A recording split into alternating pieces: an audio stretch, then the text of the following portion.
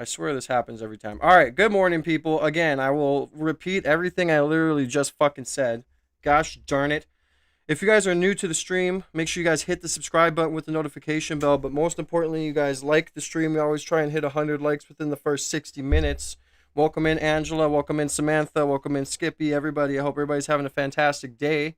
Hopefully, the fucking sound on the video is working. I don't have to tweak my settings. I'm telling you, I tell you what, this Streamlabs app pisses me off sometimes. Anyways, enough swearing. Okay, I'm trying not to swear within the first 10 minutes. But as I said when my mic was muted, I am very hungover. It's dark in here because I'm keeping the blinds shut. I'm regretting my life decisions at the moment, and I am never drinking again. Okay, that's just where we're at in life. I mean, I gotta be done, bro. I'm about to fucking start a YouTube series called "No Drinking Day One," etc. Right? So, anyways, I hope everybody's having a good day. Like the damn stream. Show some love and support. I appreciate everybody for being here. Much love to everybody who was subbed up in the past few weeks. We are almost to 11,000 subs. We're on the road to 20. So again, I hope everybody's having a good day. And I will reiterate another thing. BiBi Netanyahu's brother was unalived in an airstrike that targeted his home from Iran. An airstrike from Iran that targeted the Netanyahu home. Unalived BiBi Netanyahu's brother. So it seems like BiBi Netanyahu is feeling it at the moment because, you know, he doesn't really know what it's like to be bombed indiscriminately. And so, yeah, I mean, I don't like death. My condolences go out to, you know, his brother. But when I seen that, you can't help but sit there and say, well, you're just going to have to chalk it up to being a casualty of war, right? Right? I mean, that's what we're going to have to do. Anyways, so I appreciate you guys for being here. God bless you. If you haven't already, hit the subscribe button. Make sure you freaking like the stream. Double tap the screen, guys. Come on. But anyways. Oh my fucking God.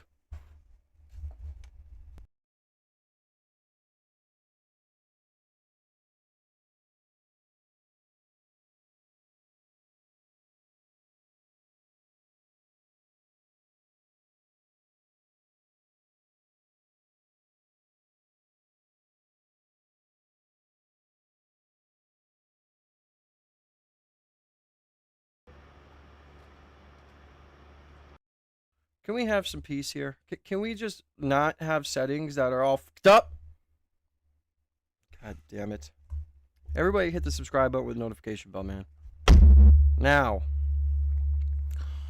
And like the damn stream. We're only at 5 likes. We always try and hit 100 likes within the first 10 or 60 minutes. All right, are we good now? All right, there it is. There it is. We did it. Round of applause for your freaking favorite idiot, right? Okay, let's get her done today, bro. I am hungover, no patience at all. I mean, if air was able to be punched, I'd be punching the air right now. Well, I guess you can.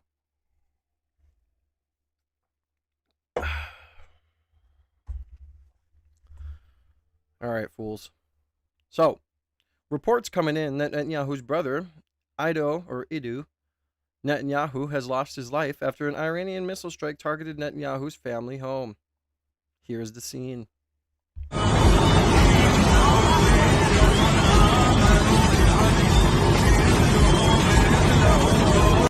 And there's also reports that, you know, Israel is fining people. Like, you can't release any videos showing any sort of damage that's happening in Israel or Tel Aviv. They will fine you. They will reportedly try and put you in jail. And it is coming down hard right now, right? So reports indicate that all media outlets have been prohibited from showing footage and destruction of Tel Aviv, warnings of hefty fines for violations. This is Tel Aviv. I mean, listen to the whistle. I mean, holy crap to those people that are sitting right there, right? You hear that whistle, you have like 5 seconds to run, bro. Like, what do you even do? Like, you don't even know where it's gonna hit. Where do you even run? You know. But this is So this is Israel right now. I mean, this is all out carnage. I have terrible gas today. Well, I'm sorry about that, Skippy. My tailbone really hurts. I did not fall. I don't know what the fuck it's hurting for. I even called my doctor that gave me the injections in my back and asked if that could be a side effect or something going wrong. And he said, no, this far out, probably not. And I said, probably. Okay, good answer. And yeah, so it hurts to get up and everything. So we're just fucking having a fantastic... Okay. All right, I'm calm. I'm calm. We're here. Everybody, make sure you double tap the screen, show some love and support. I appreciate you guys for showing up today. Much love. I'm sorry I was late today. I was doing some research so we could get these clips. Anyways, double tap the screen. We always try and hit 100 likes within the first 60 minutes. We just need 93 more beautiful people to double tap that motherfucking screen, and we will be good. All right, but yeah, this is Israel. It just looks like complete. It literally looks like doomsday, bro. Like, Israel is being hit harder than ever, dude. And I was saying this last time. When they did Operation Nighthammer or whatever, and they went and they blew up the nuclear facilities, and it was kind of like a sneak attack. They got hit hard then. And then they come back and they start another conflict, and now they're just being wrecked. I mean, the amount of people who are losing their lives to this, even the American soldiers who have lost their lives, my condolences to every single one of them. Thank you for your service. You know, we were at the store the other day. Me and my daughter went to the store after school. You know, we call it daddy-daughter time when just me and her get to go do something, my oldest daughter, right? And we ended up seeing a service member. And I told her, I said, every time daddy sees one of these service members, I always thank them for their service. And I said, when you see a service member, an army member, I said, I want you to go up to them, shake their hand, and say, thank you for your service. And so when we went in the store, she ended up doing it. And yeah, so I hope everybody's having a good day, man. Make sure you double tap that screen. We just need 91 more beautiful people to like the stream, and we will be at 100 likes within the first 60 minutes. We have 47 minutes left within the stream. And D. Lesher, I don't give a fuck about my grammar, bro. Stop it. Just stop, bro. I'm in pain. I'm hungover. I have the blinds closed for a reason. I am a hobbit today. Just stop it. You worry about your own motherfucking grammar, okay?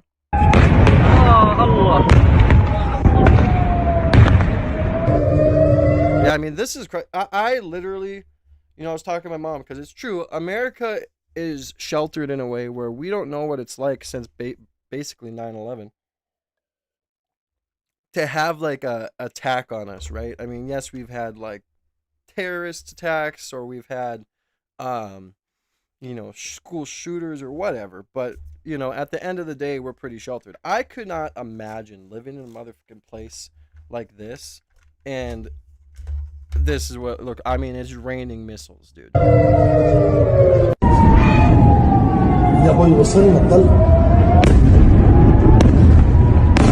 Netanyahu's brother got unalived, like I said previously, to Airstrike. And you know, I bet she's feeling it now. I bet she's not feeling so confident now.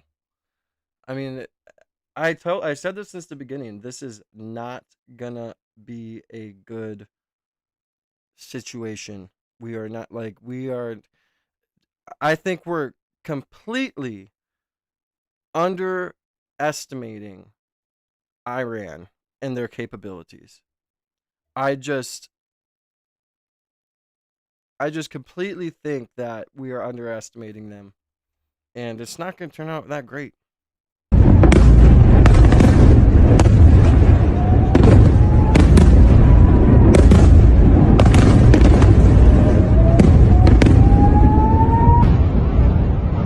Okay, guys, we got to get off the roof. These are coming down right next to us here. They're coming down. One just about. We got to go inside.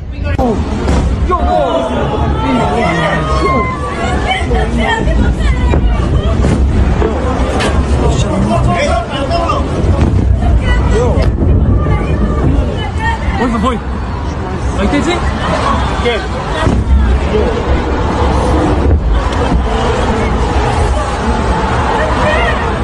אוי אוי אוי. אוי מעלה.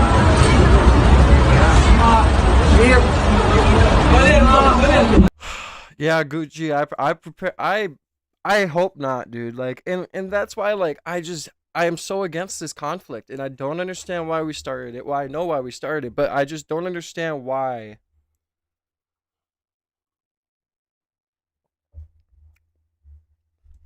we're doing this on behalf of Israel and now Israel's getting wrecked. I bet you they're kind of regretting it. And you know, I'm just so done with the intervening and doing this stuff. And now look at what's going on here. Look at how bad Israel's getting hit. And the fact that in America, like, something could happen. Anyone that has kids is like, you know, worried. You know, I'm really worried. I tell my mom every day, I'm trying to get some of those backpacks, those hiker backpacks. I got MREs, I got water, I got ammo. Like, I'm trying to, like, you know, just be ready, don't get ready type of situation.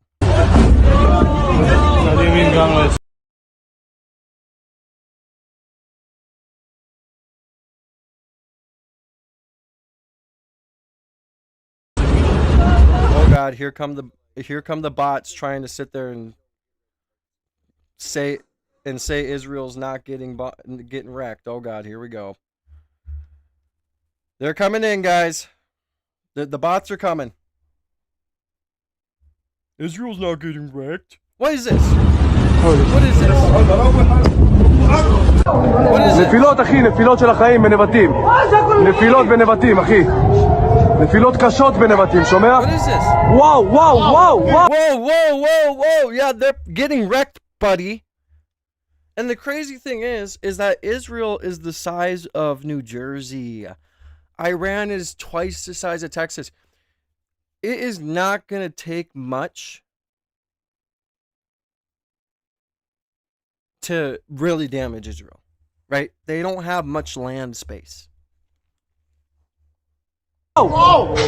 וואו! הכל נופל לנבטים, אני אומר לך מתקפה אחת החזקות. I mean, I don't know. I can't remember if I played the clip on here, but have you guys seen the clip of soldiers on a aircraft carrier and there's just a missile cruising right past them? Oh, going to its target.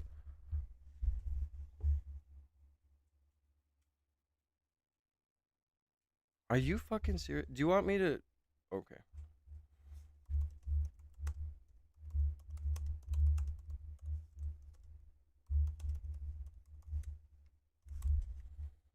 Yes, Iran is twice the size of Texas, with a total area of approximately of 636,000 square miles, 1.5 million kilometers. Iran is roughly 2.4 or 2.5 times larger than Texas, which covers about 268,596 square miles. It's often compared to the size of the U.S. or the size of or U.S. state of Alaska. So, get wrecked. God dang, you guys piss me off when you make me have to fact check just to prove you wrong. Justin, thank you for the subscription. Anonymous, thank you for the subscription. God bless you guys.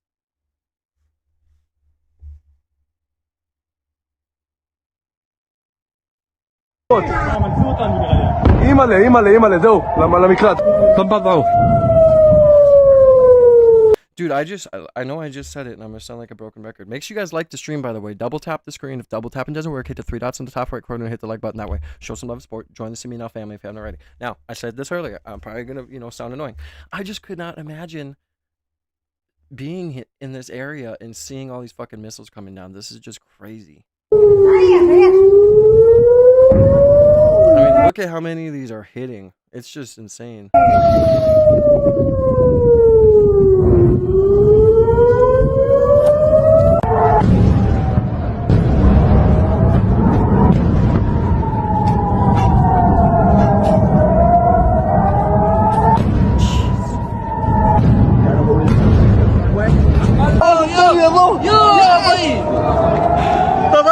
You know, and I bet you that Netanyahu's, or I mean, the new Iranian leader or whatever is really,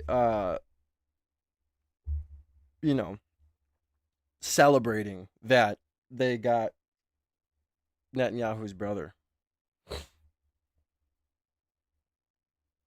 And then what happened in New York after this past weekend, where they threw that bomb. Watch this video. The alleged bomb. Dude, these people didn't even hesitate to run towards that freaking whatever it was. It just looked like a ball of duct tape. I mean, whatever. They literally ran towards it and did not even hesitate to take pictures. I mean, talk about a propaganda setup, right? All right, I am going to put this playback speed here at 1.5.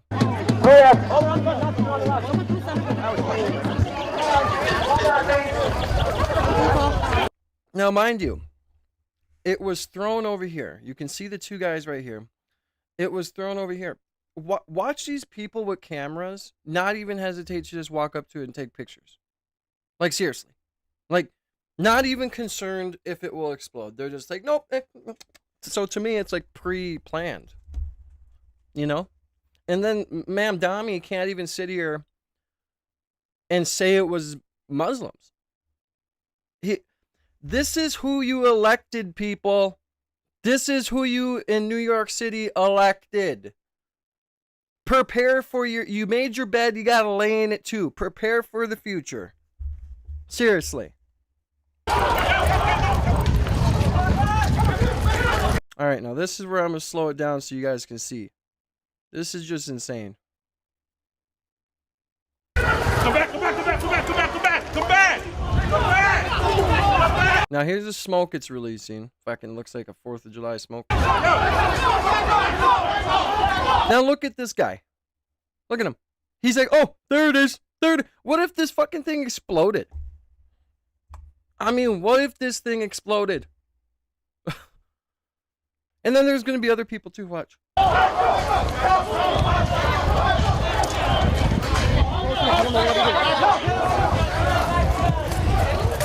at. I mean, seriously. Here it is. There's the bomb. Like, what are we watching? Seriously. I mean, holy dude. I guess when you think about the definition of no fucks given, I mean, this is the definition, right? Oh, yeah. Get a close-up shot, brother. Get a close-up shot, bro. You know, how can we make it any more obvious that this is a false flag? Oh my god, dude. There was two attempts, quote unquote. So, this is one of them. There was one on Saturday and one on Sunday, from what I've seen. But it's like, dude, this is a potential nail bomb, and everybody's just like, I gotta get a shot. I gotta get a shot for the news. Fucking Spider-Man out here working for the Daily Bugles trying to get a shot of the damn bomb. And I tell you what, they were really freaking, no fucks given as soon as they found out where it was. Look at this girl bending over looking at it. I mean, dude, you could have just, like, straight up got murked. Look at him. Look at him. And then there's this guy. And then there's this guy holding the damn phone. Like, what kind of, dude, I swear a long time ago, reality shifted, and I'm an alien in a new world, in a new realm, and this is just, like, my world now. And it's just, I don't even know how to put it in words besides saying these, like, people are just so, okay, I almost literally just said a slur. Stupid, right? I mean, holy shit. Oh my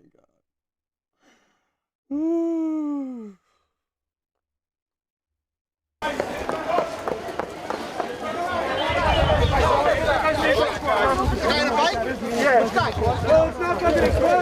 Stay back, please.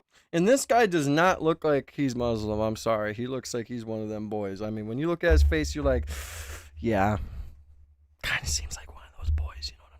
You know what I'm saying? Come on. Guys, come on. Hey, what's your name? What's your name? Hey, bro, you're being tackled by the police and handcuffed, and you just threw an improvised explosive device. But what's your name? What's your name, bro? Yell it out for the crowd. Fuck. Fuck you,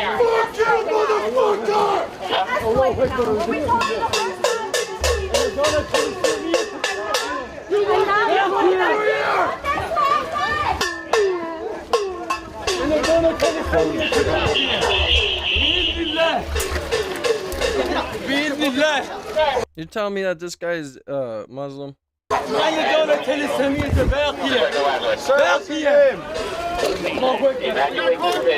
This girl's hat just casually falls off. She don't even give a care. Alright, guys. Move out of the way. Let's go. Move out of the way. What is all this? No, we didn't see it. Show me one on the front of 537 East 87.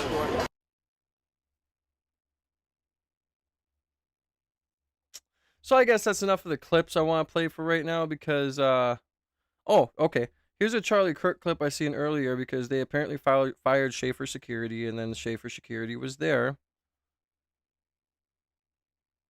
Yeah, dude, like, I'm just saying, John, you are like the millionth person to come in here and say that joke. Like, I mean, seriously, that's probably how I'm going to get famous. Like, every fucking person that wants to troll me comes in here and says, your name is Seaman Owl.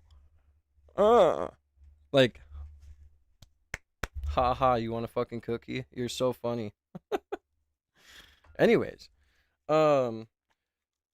this is what I wanted to show you. Okay, so,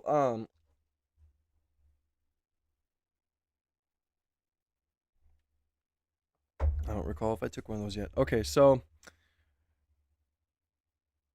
apparently they fired Schaefer Security, and then for this day when he got assassinated, Schaefer Security was there. I just want you guys to watch this guy with right here. This guy's face. He starts smiling.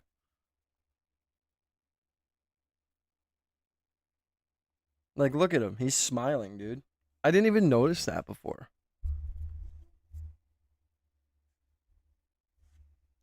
Shit, I forgot to pin this comment. Sorry, guys. 1 second. There we go. Yeah, he's smiling, dude. Watch. You see it?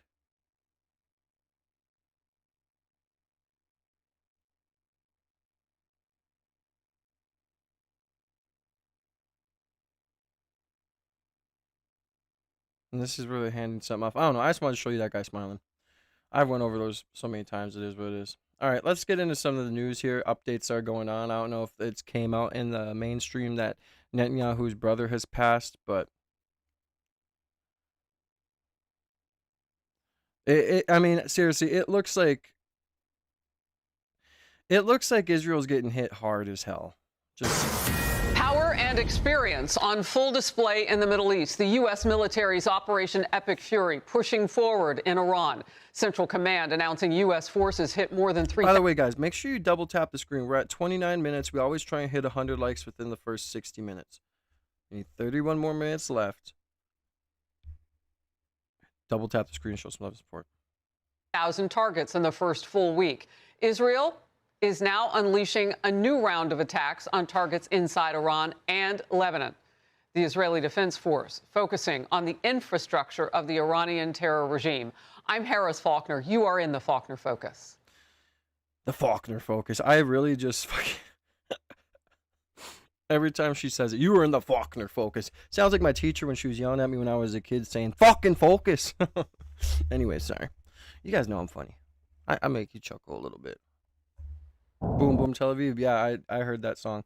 By the way, appreciate you guys for being here. God bless you guys. Oh, God. Oh. CENTCOM posted this video of the U.S. Air Force at work. The caption, the sound of American warfighting dominance. News. If you guys see me making funny faces, it's because...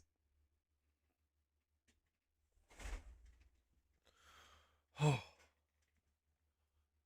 It's because my tailbone is like really hurting. It's like a 10 out of 10 pain right now. And it's really rough. Like seriously, really rough. After this, I'm laying on my stomach for a while. Fuck, I don't even know what happened. I got an injection a while ago and I called them and they're like, yeah, not this far out, nothing would really, be happening because of that. And I'm like, well, fuck, what did I do? I didn't do nothing. Satellite images from Iran showing heavy damage from U.S. and Israeli aerial attacks. And Iran's fighting capabilities under heavy fire now. Black smoke rising from burning ships and damaged facilities at a naval base in the southern part of the country. And the U.S. and Israel also taking out Iranian warplanes at an air base in that same area. Look at what's left, scorched earth and debris. All that's left of the bombed aircraft. General Jack Keane. It's quite remarkable how... Pillow? Yeah, no, I have a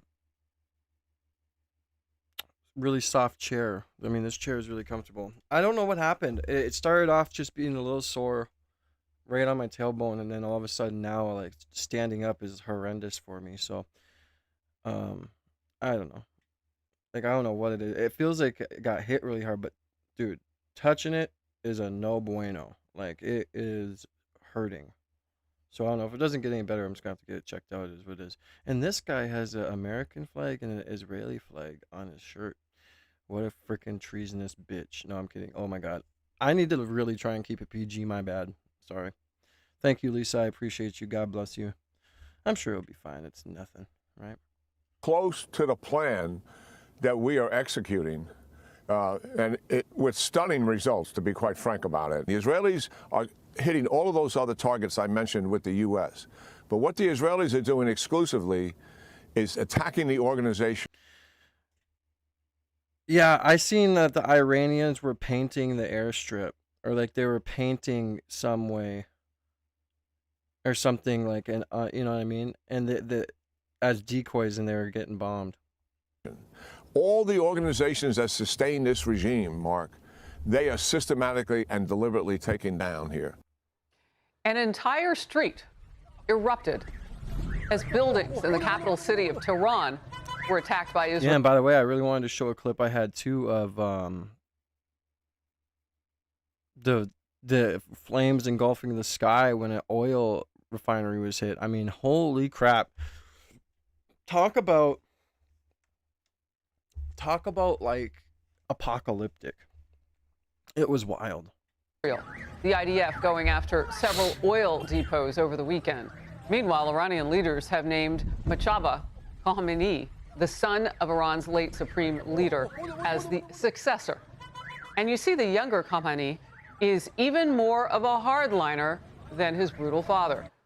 Fox News correspondents are covering the story from every angle, multiple locations: London, Istanbul, Turkey, Israel, Armenia, and Dubai. We are bringing you the very latest developments as this conflict unfolds minute by minute. Lieutenant Colonel Darren Gobb will come up with me in focus in just a bit. Chief National Correspondent Jennifer Griffin with new information out of CENTCOM right now. But first, let's go to Chief Foreign Correspondent Trey Yingst. Okay, he's inside a safety area. We'll talk with you for just a bit, as long as you can, Trey. Harris, I've got you. Yeah, Harris, I've got you. We had a report prepared for you on Iran's... Yeah, he looks terrified. You know, like all those missiles hitting, dude. He looks terrified. New supreme leader. Suddenly, sirens just sounded across Israel's second largest city of Tel Aviv. This was some of the heaviest incoming fire that we have seen in recent days. And just given the fact that there was no early alert is an indication that this fire, and my producer just now is telling me, came from Lebanon. So Hezbollah launching at least one missile at Tel Aviv. And again, they still have these long-range capabilities. We're going to get you this video we were rolling as this attack was taking place. And we could just see about 5 or 6 different interceptor rounds, Harris, soar through the air to try to take down this incoming fire that was coming directly from southern Lebanon. Again, just an indication of the threats that this country faces, and as they are looking to see what comes next on the ground in Iran, following the news overnight that a new supreme leader was chosen, Mojtaba Khamenei, the son of Iran's former supreme leader who was killed in the opening strikes of Operation Epic Fury. Harris? Yeah, you know what? I've been reading about him, and I know that this is an odd detail, but someone alerted me to the fact that it was so entrenched that he's the new leader that Wikipedia updated their page.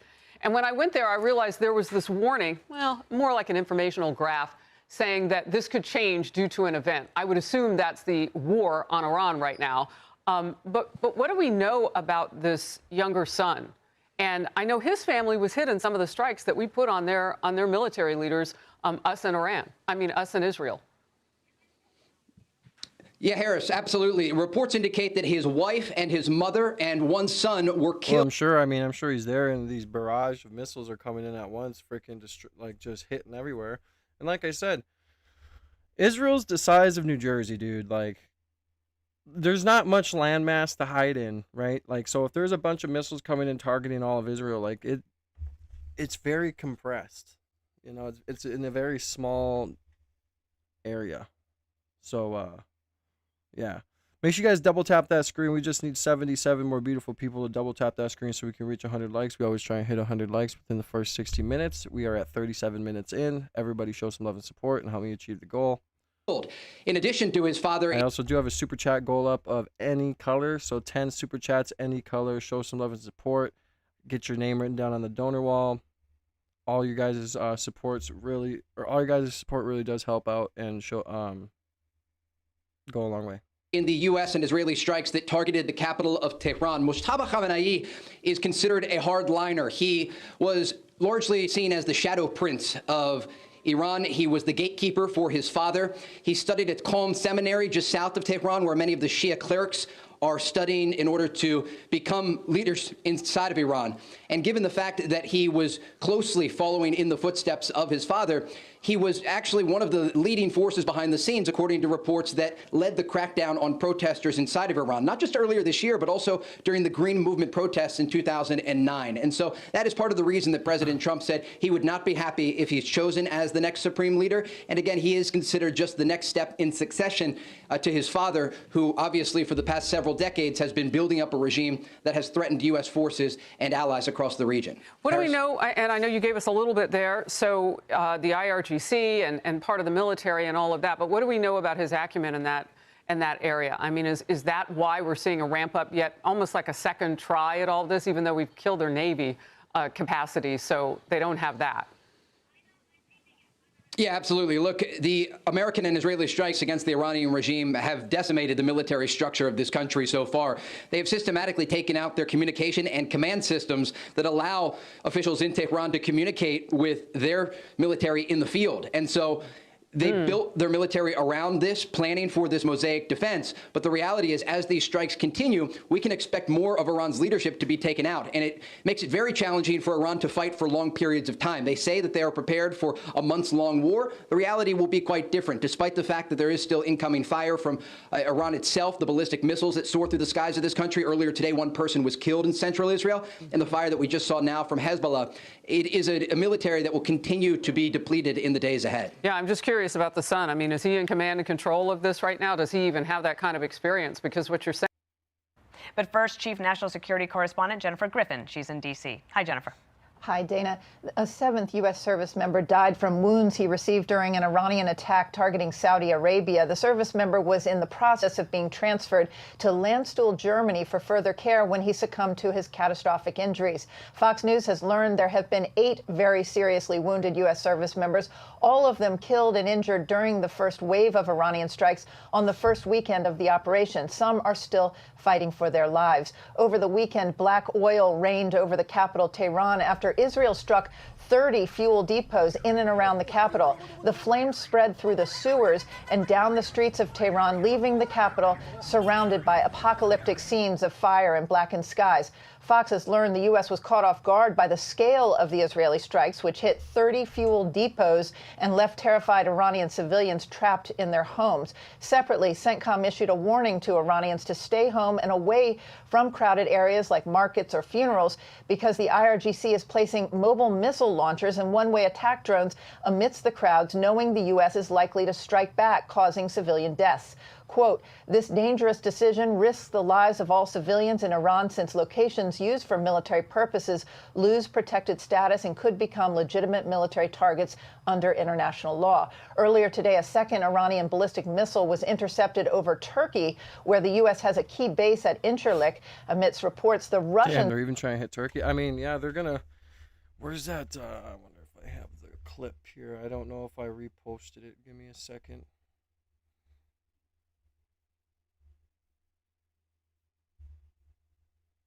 I did. Okay, so let's go check this out.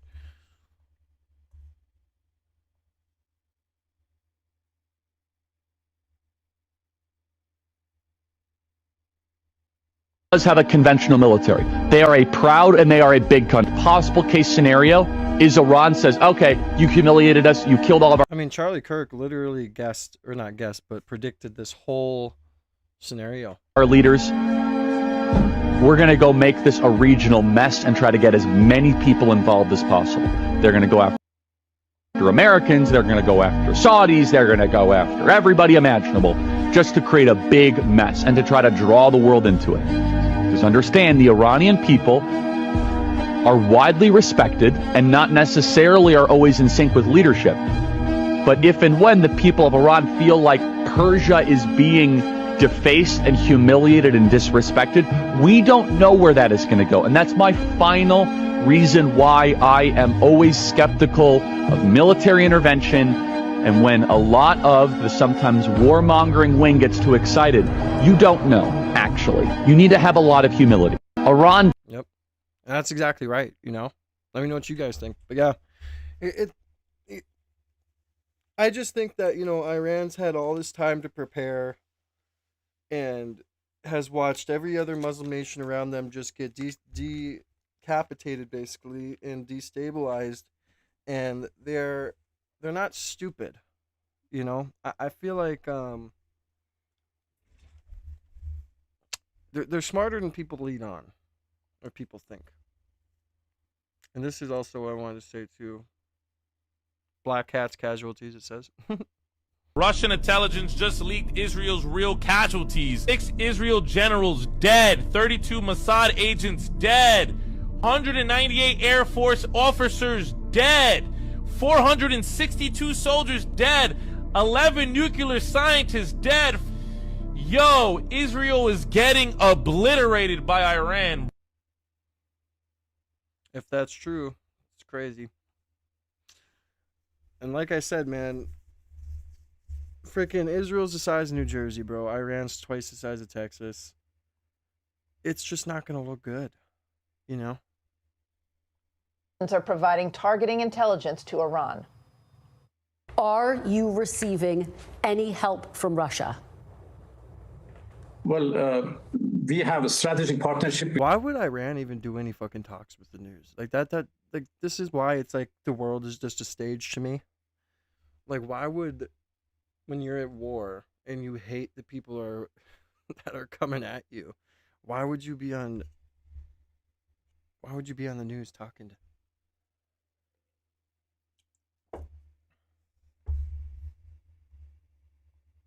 with Russia? So that's a yes? And well, a military cooperation between Iran and Russia is not something new. It's not a secret. It has been in the past and it's still there and will continue in the future. President Zelensky of Ukraine says a team of Ukrainian counter-drone experts will travel to the Middle East this week to help advise Gulf states and Jordan how to defend against Iran's Shahid drones, which Russia has used to target Ukraine almost every night for the past 4 years. Dana? Jennifer, thank you. And Steve Harrigan is joining us live from the Armenia-Iran border as the regime has now chosen a new supreme leader. Steve, good morning to you. That's quite the backdrop behind you there. Welcome, good Alina. Or welcome in, Alina. Bill, the sun is just dipping down beneath those mountains in northern Iran. I'm on the Armenian side of the border, and across Iran, celebrations have been underway for the announcement of a new supreme leader, Mojtaba Khamenei. He's a bit of a mystery man, even to many Iranians. 56 years old. What we know is that already his father, mother, son, and wife have been killed in this war. We know he studied religion to the level of mid-level cleric, certainly not a religious scholar. Instead, he spent time in the hardline Republican Guard Guard. He was a member of the Guard and influential in the Guard, where he served as well. He played a key role with the Guard in the recent suppression of protesters in Iran, deadly suppression which killed thousands of Iranians coming out on the street. One British analyst described him as a nasty piece of work. That opinion shared evidently by President Trump, who said he was not acceptable as a leader, also shared by Israel, who said he would be targeted as a leader.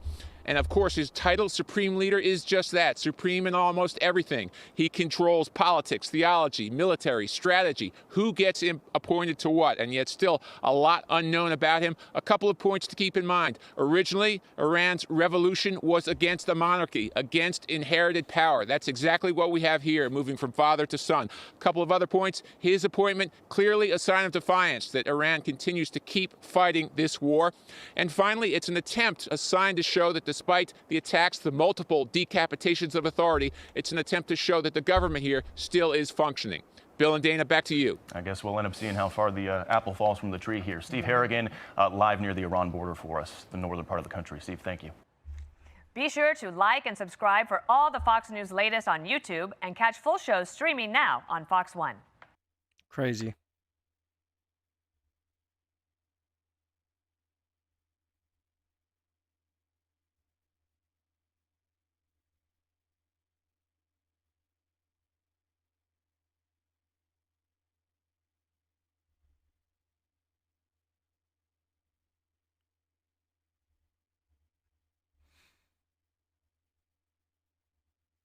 All right, guys, we've got yet another heavy hitter guest and first-time guest on the show, Professor Zhang. He All right, guys, I'm going to let this play. I got to go to the bathroom. I'll be back.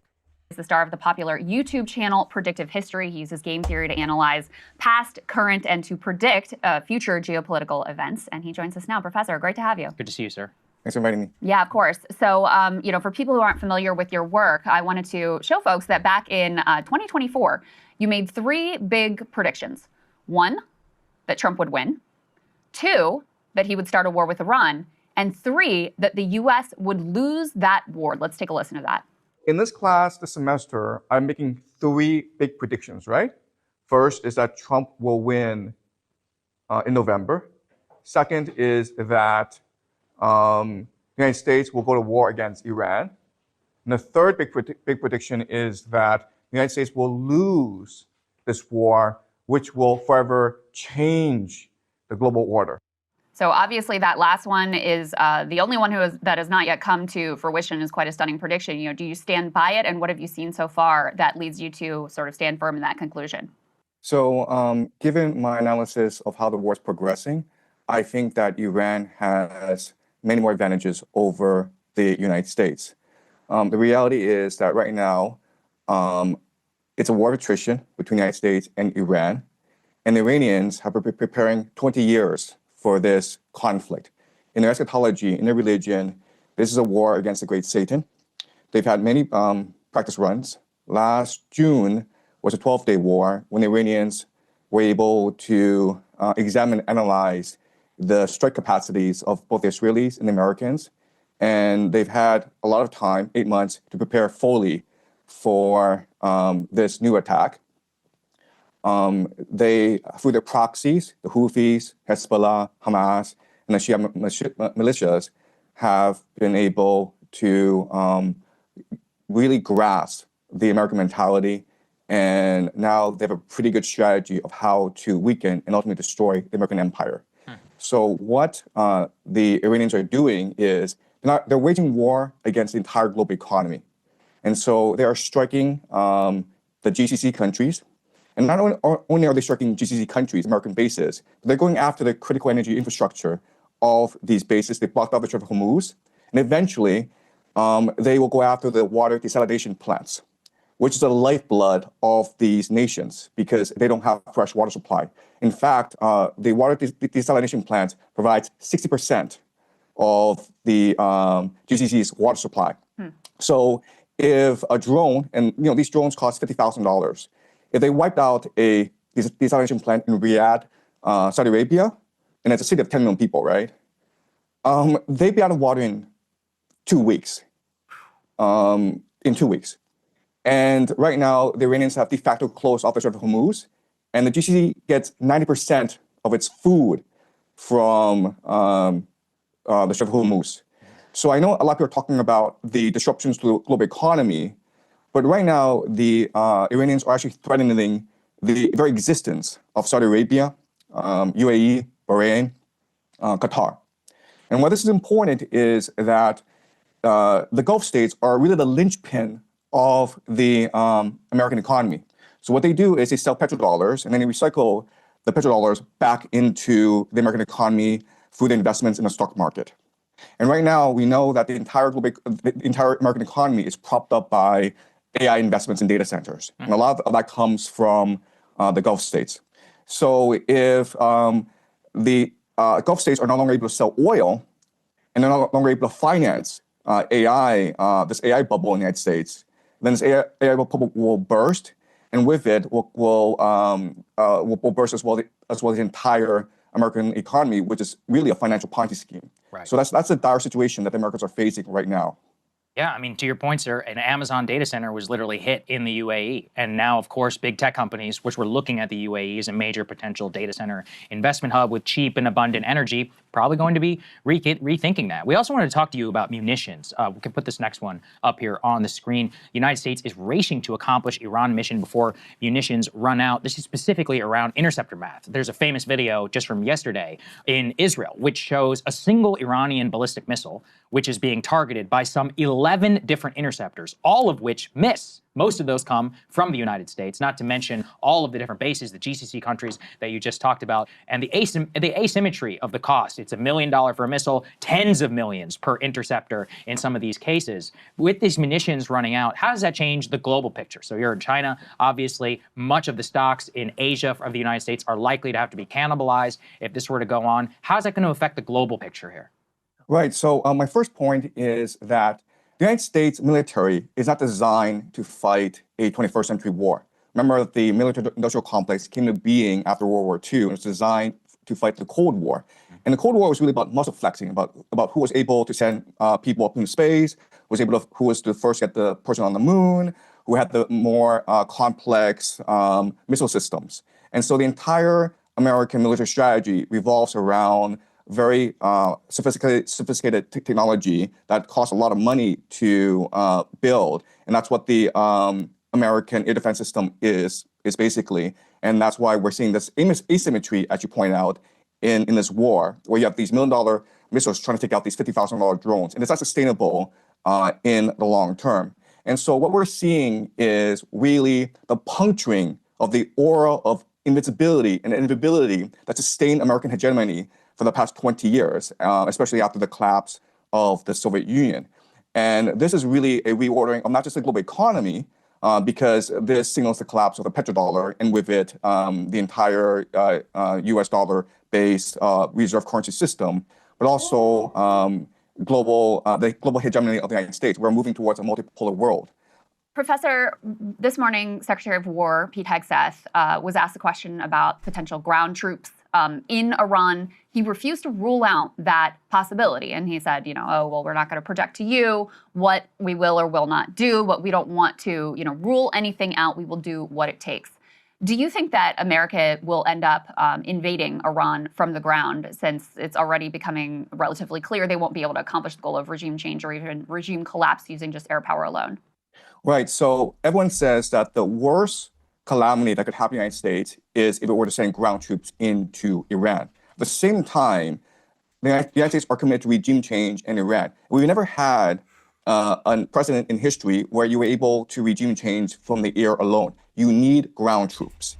And so unfortunately, what's going to happen over the next few months is that pressure will build on America to send ground troops, especially from the GCC countries and from Israel, which are being pounded right. All right, guys, I'm back. Sorry, I'm freaking moving a little bit roughly today. Thank you guys for the likes. We have 5 minutes, guys. 5 minutes within the first 60 minutes of the stream. Goodness gracious. 5 minutes left. Can we reach 100 likes? We just need 71 more beautiful people to like the stream. Show some love and support and double tap the screen. If double tapping doesn't work, hit the 3 dots on the top right corner and hit the like button that way. If you haven't already, hit the subscribe button with notification bell and show some other freaking love and support. But anyways, we have 5 minutes left. Can we reach 100 likes? It would be much appreciated. All right. This guy's very smart too. I've been watching a lot of his stuff. Right now by the Iranians. So remember that if the GCC countries, Saudi Arabia, Qatar, UAE, Bahrain, if they go, then the petrodollar goes with them. So the Americans need to protect these countries, and these countries are going to demand that either the Americans bribe the Iranians to cease, and this is like $5 trillion in indemnity, okay? Or send ground troops to wipe out the. Wow, I appreciate you guys. We jumped up 11 right away. 11 people liked right away. I appreciate you guys. We just need now we got 14 people who liked right away. 57 more beautiful people just need to like the stream. We'll be at 100 likes within the first 60 minutes. We have 4 minutes left. Thank you so much for love and support. Iranian threat once and for all. And I know that there's no political will for ground troops to be used against Iran among the American people. But remember that 78% of American people was against initial strikes against Iran in the first place. Right. And one of the things that really comes into question, I think, with all of this, sir, when we're looking at the geopolitical picture and the sacrificing in much of this from the United States on behalf of Israel, is kind of a question as to who and what wanted this. We were actually curious for your view on a disputed report here from the Washington Post. We can put it up here on the screen, F3. A push from the Saudis. Israel helped move Trump to attack Iran. Now, this has been internally disputed by Saudi Arabia, saying that they did not push the Trump administration to attack Iran. However, this is clearly an authorized leak from our own government, trying to at least lay some of the blame on behalf of the GCC. What do you make of this analysis and of this narrative that Saudi Arabia was also trying to be behind this push to bomb Iran? So I've always argued that both Saudi Arabia and Israel are heavily invested in regime change in Iran. Yeah. In fact, Saudi Arabia sees Iran. 3 minutes left, guys. 40 or 55 more people who need to like the stream. Will be at 100 likes within the first 60 minutes. 3 minutes left. Appreciate you guys. Everybody who liked, thank you so much. That's much more of an existential crisis than Israel. Because remember, Israel still has nuclear weapons, and Israel is a very diverse, very sophisticated economy, whereas Saudi Arabia is completely reliant on oil. And it's always had problems with Iran because Iran is a theocracy opposed to the Saudi monarchy. Iran funds and equips the Houthis, which have been antagonistic towards Saudi Arabia for the longest time. And right now, the Saudi economy is suffering. It's been trying to pivot towards more of a tourist economy. That's why they brought in Ronaldo. That's why they're switching to e-gaming. That's why they're building something called a line, NEOM. And all these things are not working out. So they need to be able to control the oil resources of the entire Middle East if they are to survive and thrive as a nation. So I do believe that this reporting is credible, even though it does make Saudi Arabia look bad. But remember, Saudi Arabia says that they wanted peace, but they are helping the Israelis and the Americans attack Iran right now because they're allowing the Israelis and Americans to use Saudi airspace. So help us understand, because it still feels to me like there's some pieces that don't totally add up. You had, in advance of this war on Iran, you had top military. 2 more minutes, guys. 50 more people who like the stream. Will be at 100 likes within the first 60 minutes. Much love to everybody. Up to the chairman of the Joint Chiefs of Staff saying, this is a really bad idea. We are not ready for this. All the math on the interceptors that's been talked about for months at this point. And yet Trump still decided to go ahead. What is the calculus that he was making here that led him to take what already appears to be catastrophic actions? Right. Okay. So this is the key question. Why do they do this? I think there are 3 possibilities. Okay. And I think all 3 possibilities are valid. The first is that of hubris. If you look at history, this is how empires behave. So the Mindoro kidnapping was quick, successful, and it was adrenaline rush for Trump. And that made him overconfident in the capacity of the American military. Okay, so hubris is a factor, and we see this throughout history. Why did Hitler invade Stalin? Because he conquered Europe really easily, and he thought he was invincible, right? And that led to the destruction of the German army in the Soviet Union. So hubris and him taking, shit is a factor. Then you have to look at internal political calculus, where even though America does not benefit from this war against Iran, Trump himself personally benefits. Why? Because the Saudis and the Israelis are bribing him to attack Iran. Remember that the Saudis invested $2 billion in the private equity. Welcome in, Carl. All right, I appreciate everybody who liked the stream within the first 60 minutes. We got to 50 likes. We always try and hit 100, but hey, man, We're running it up. Welcome in Two Worlds. I hope everybody's having a fantastic day. God bless. Fund of Jared Kushner, who is the son-in-law of Donald Trump, and the Israelis, through Miriam Adelson, have been financing Trump's political career, right? So Miriam Adelson, a few months back, said that she will put up $250 million if Trump were to run a third term. So Trump is getting a lot of financial and political support from the Saudis and the Israelis. Also remember that if this war goes sideways and Trump is forced to use ground troops, he will probably get approval from Congress, and this will give him emergency war powers, which will allow him to influence the midterms. So Trump is thinking about a third term. And I think at the ballot box, he probably won't get it. But if there's a war going on and you can delay elections and you have emergency war powers and people rally around the flag, then he probably will get a third. That's like what Netanyahu is doing, right? So Netanyahu is a war criminal alleged at this point, but he's been supposed to be in court and doing all this stuff, but because they're fighting like 12 different wars, it gets put off, right? That's what Netanyahu's doing and stuff like that. It's a common tactic with leaders. Term. And the last factor that is very important is the eschatological factor, where if you look at the Epstein files, it's clear that we are run by secret societies. It's clear that the world is run by these individuals who have a lot of power. We don't know who they are, but they control the military. Really, bro? We don't know who they are.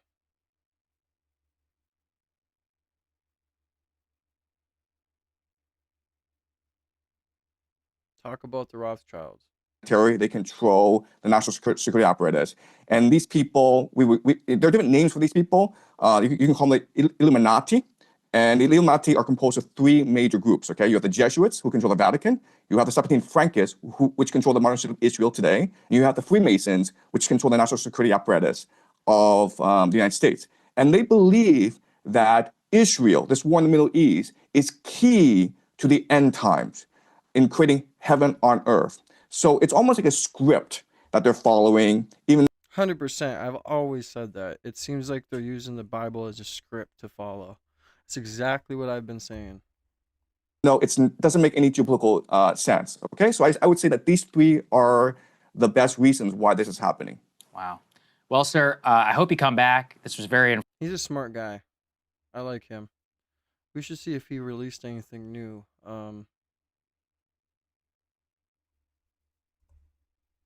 It's still in my search bar. Good morning, Stacy. Welcome in.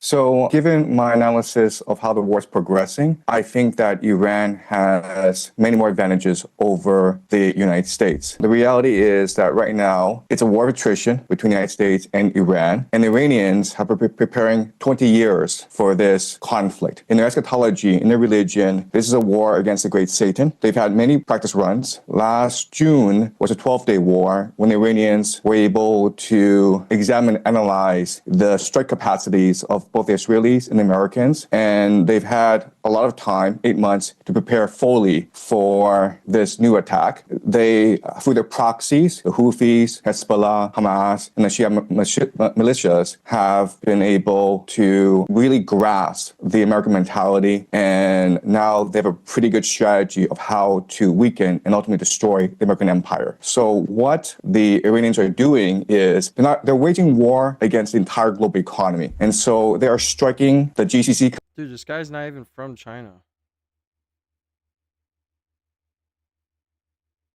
Fucking stupid.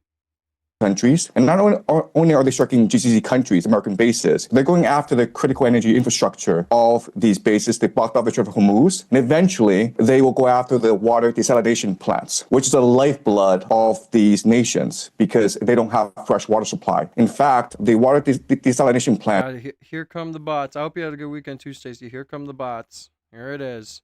Here it is. Provides 60% of the GCC's water supply.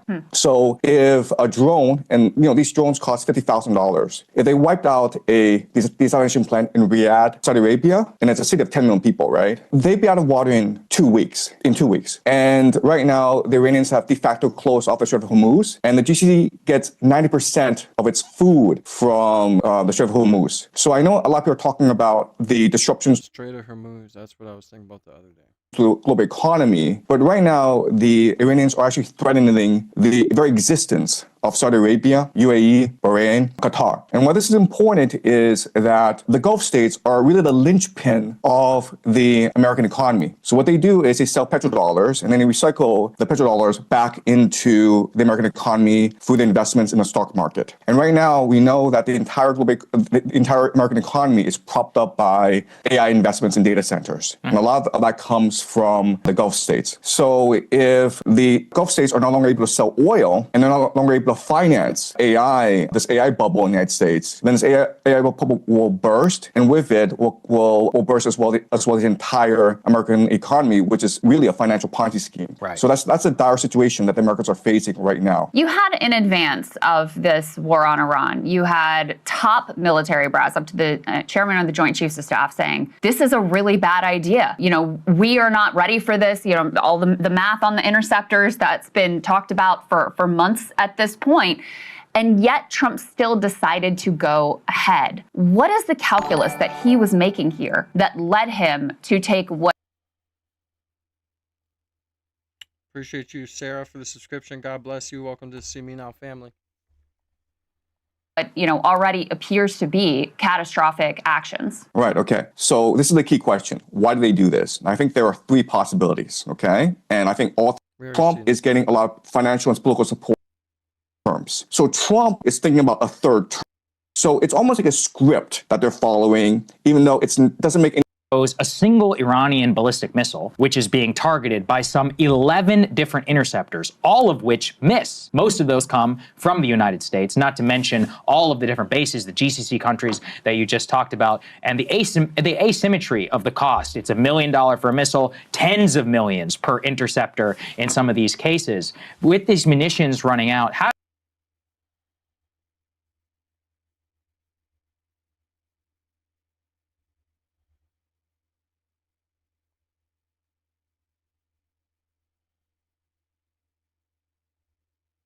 The big question that people have is, first of all, are the Americans going to use ground troops? Because the only way that you can defeat Iran is by using ground troops, okay? That's a big question we'll look at in the next few weeks. Will America send its army, 500,000, 2 million soldiers to topple the government? Okay, that's question number one.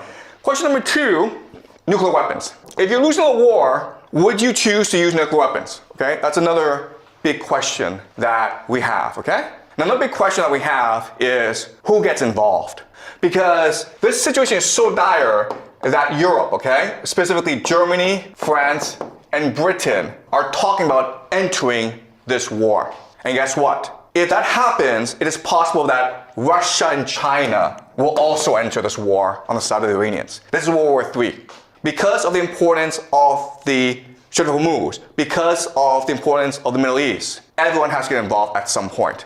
And we're going to use game theory to really try to understand what's happening on the ground and where this could lead us. There are American bases all over the Middle East. And originally, these bases were established to protect them from basically their own people, okay? These are monarchies that were imposed on these nations by the Anglo-American Empire, the British first, and then the Americans came to support these monarchies. And so they provide defense. But then you're like, wait a minute here. I mean, didn't we just say that these American bases can't actually defend these people, that they're exposed? And the answer is yes, that's true. But remember, like, the American military was built during the Cold War. And the Cold War was a war between the Soviet Union and America.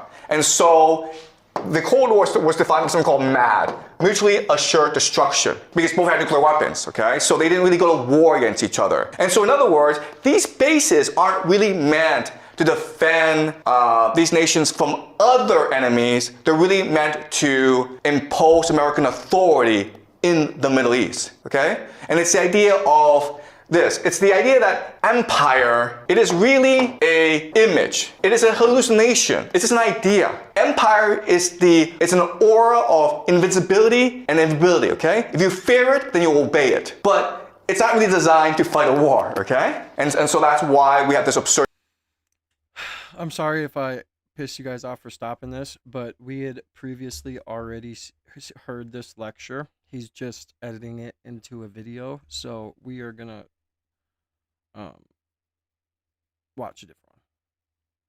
So now I want to talk about 9/11 and the war on terror. By the way, guys, go subscribe to Professor Jang Media.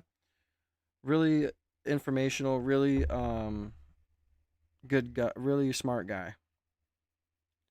Stacy says there's been so much military activity here. We have an old military base that hasn't been active in decades, and I'm wondering if they're ramping it up. You're in California, yeah? I wouldn't be surprised. This is Donald Rumsfeld, and after 9/11, America decided that they need to take offensive. They need to hunt down the terrorists and control their behavior. And so they start to arrest terrorists.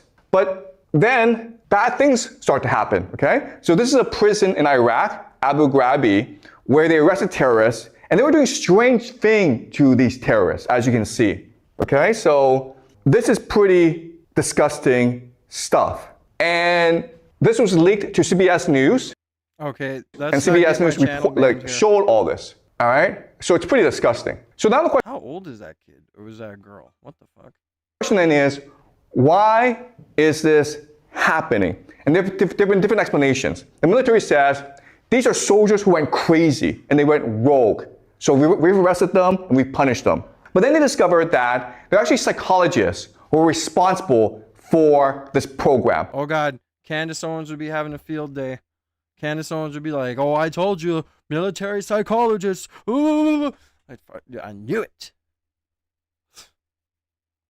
So these are two psychologists, and they were sued by the victims. And during the court testimony, we discovered that they were paid $80 million by the CIA to develop this program. So what is going on here? This is not something that happened randomly. It was trying to make superhuman soldiers and shit. Welcome in a little bit. Haven't seen you for a while. God bless, man. Oh, the whole fam's here today, man. By the way, guys, I do have a super chat goal up of 10 super chats, any color. I like how they changed the logo on that. 2 hours left on that. I'm not sure if I'll be live for 2 hours, but help me achieve my super chat goal. Get your name written down on the donor wall. Your donations go a long way. And yeah, going out drinking at the old missile silo was a thing in the 90s. I'm sure. God, I can't. I seeing a missile silo and going and drinking at it, bro. I don't know. I had some dumb friends back then. I might have witnessed a casualty, you know. It's designed by the government, by the CIA. So why is this happening? Well, they call it enhanced interrogation. Okay. This is a book, The Dark Side, by Jane Mayer, who's a fantastic reporter. I highly recommend this book.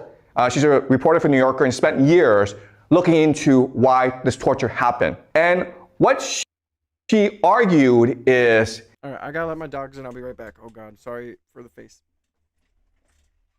Oh, fuck, man. Welcome in, Blake.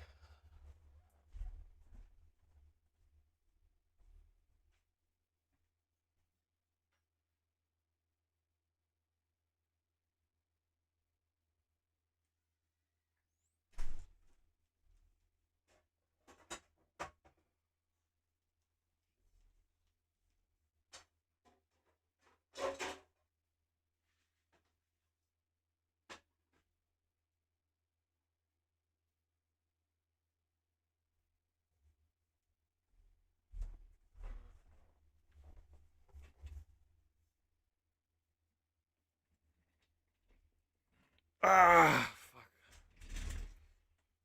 Oh.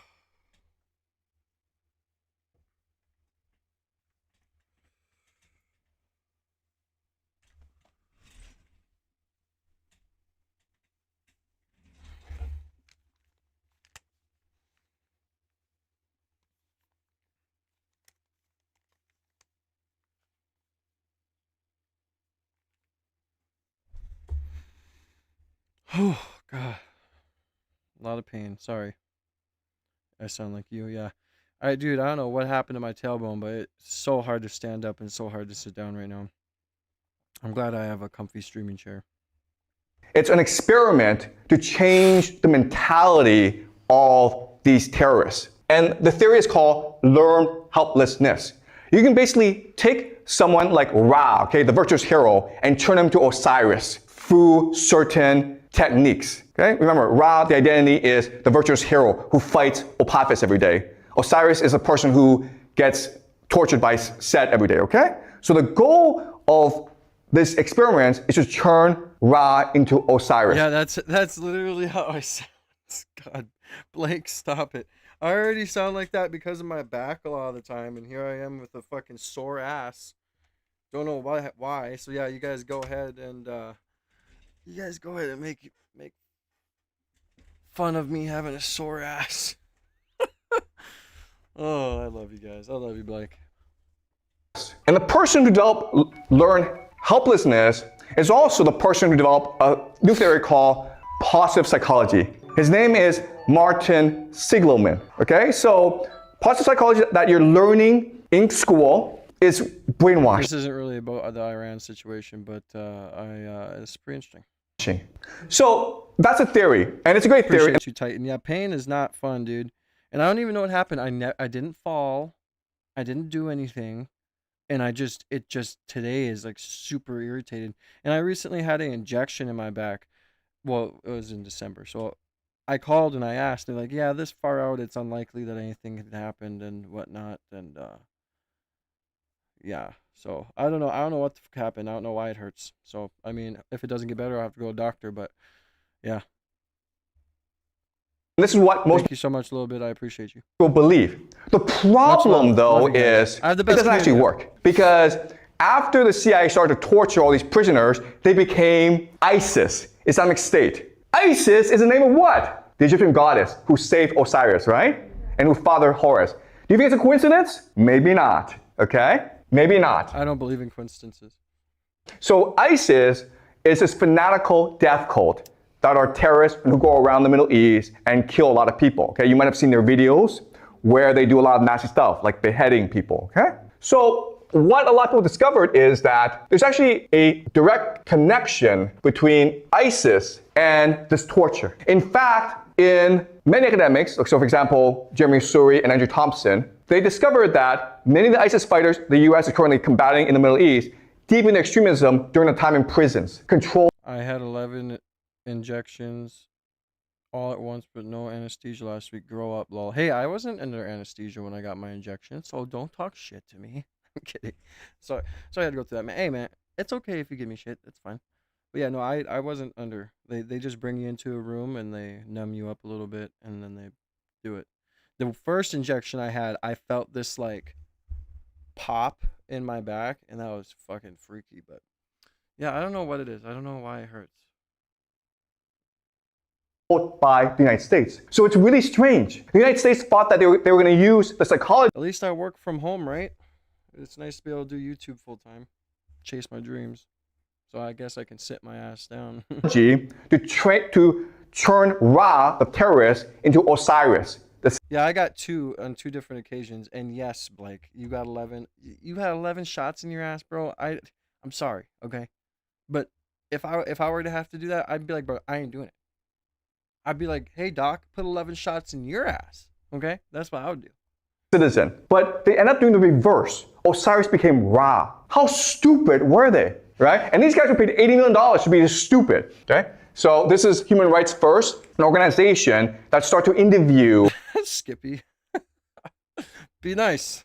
These prisoners of America, okay? And what they discovered is these prisoners told them, okay? Their testimony shows that ISIS recruitment is still ongoing, unchecked by Egyptian authorities, and fueled a substantial part of the torture and other abuse that pervade Egyptian prisons. So it's really strange how these prisons are almost training ISIS terrorists. What's going on? Well, let's go back to Guantanamo Bay, okay? The answer lies in these prisons and what they're doing there. So most of these prisoners were so traumatized, they forgot what happened. But we have one man, Abu Zubaydah, who remembered what happened. He's a Saudi citizen who was captured. And he told us what they were doing to him, okay? So we're gonna go through his story. And you tell me what the story reminds you of. So they basically were Every time I hear about Guantanamo Bay, I think about Harold and Kumar. Feeding him. I remember sneaking into that movie and going to see that movie when I was like 12, 11. him, strangling him. Then they put him in a coffin and they drown him. Then they use a power drill to do this to him, okay? They basically cut him up. Whoa! Do you guys remember the story? Oh, and also sexual humiliation, right? Where they had a woman who tried to seduce him. Also, guys, right? Do you guys see this? What is this story, guys? What is this story? It's a story of Egypt. This is what they did to Pharaoh 5,000 years ago. It's the same story. It's the same script. In other words, they're not trying, what they're really doing is... What is that noise?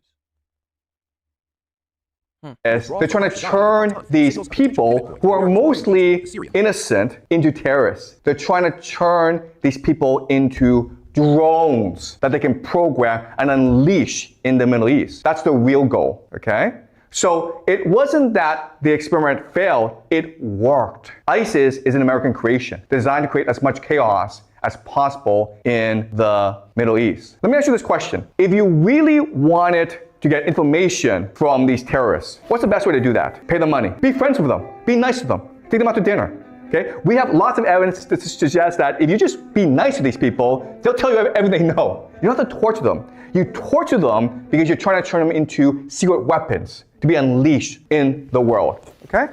All right? So 5,000 years ago, they were doing this to Pharaoh. And now they figure out how to do this to anyone using drugs, using torture, hence MK Ultra, using ritual abuse, okay? So all these ISIS fighters, they're robots controlled by the American military. They're drones, they're human drones used. Okay, why is this important? It's important because 5,000 years ago, trying to control the Pharaoh was first and foremost about social control. So there's a program called MK Ultra, started in the 1950s and 60s, led by a chemist called Sidney Gottlieb, okay? And the point of MK Ultra was to figure out how to brainwash people. And for the longest time, this was considered a conspiracy theory. But a few years ago, the CIA, the US government, admitted we actually did this. But not anymore, okay? We did this before, but not today. Not today, okay? Okay, so if you're curious, there are lots of documents, government documents on the internet that you can read, okay? But the MK Ultra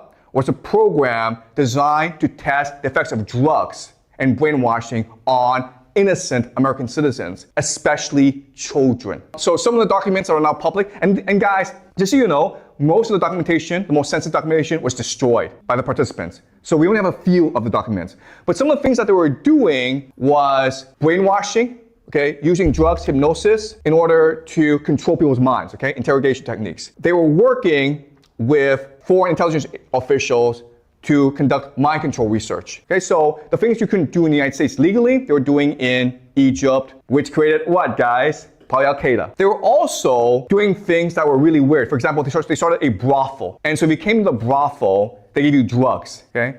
Like LSD. And they were trying to figure out how to control your mind. But they won't do this to most people, right? Okay, well, I'll show you later on. You'll be surprised. Okay, so this is Sidney Gottlieb, and he was the man responsible for MK Ultra. And he's a chemist, okay? So he's trying to figure out how to use these drugs to control the population. And you're like, well, this is just weird. And if you talk to experts, like, well, the MK Ultra results were terrible. But then ask yourself this, what is social media? What is, if you feel bad and you go to a doctor and the doctor gives you drugs, how do they know these drugs work, okay? So MK Ultra did work, but they hide the fact of its effectiveness. And the results of MK Ultra have spread throughout society.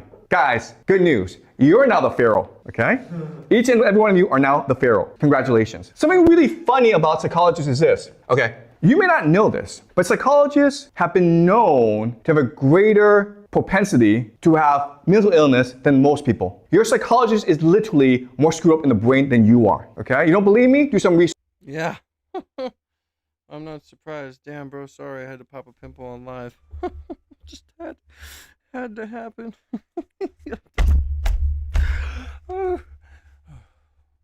I'm having a day, you guys. As you guys know, I started off hungover. That's why it's so dark in here. Again, I am a hobbit in my hole. Leave me alone. Okay?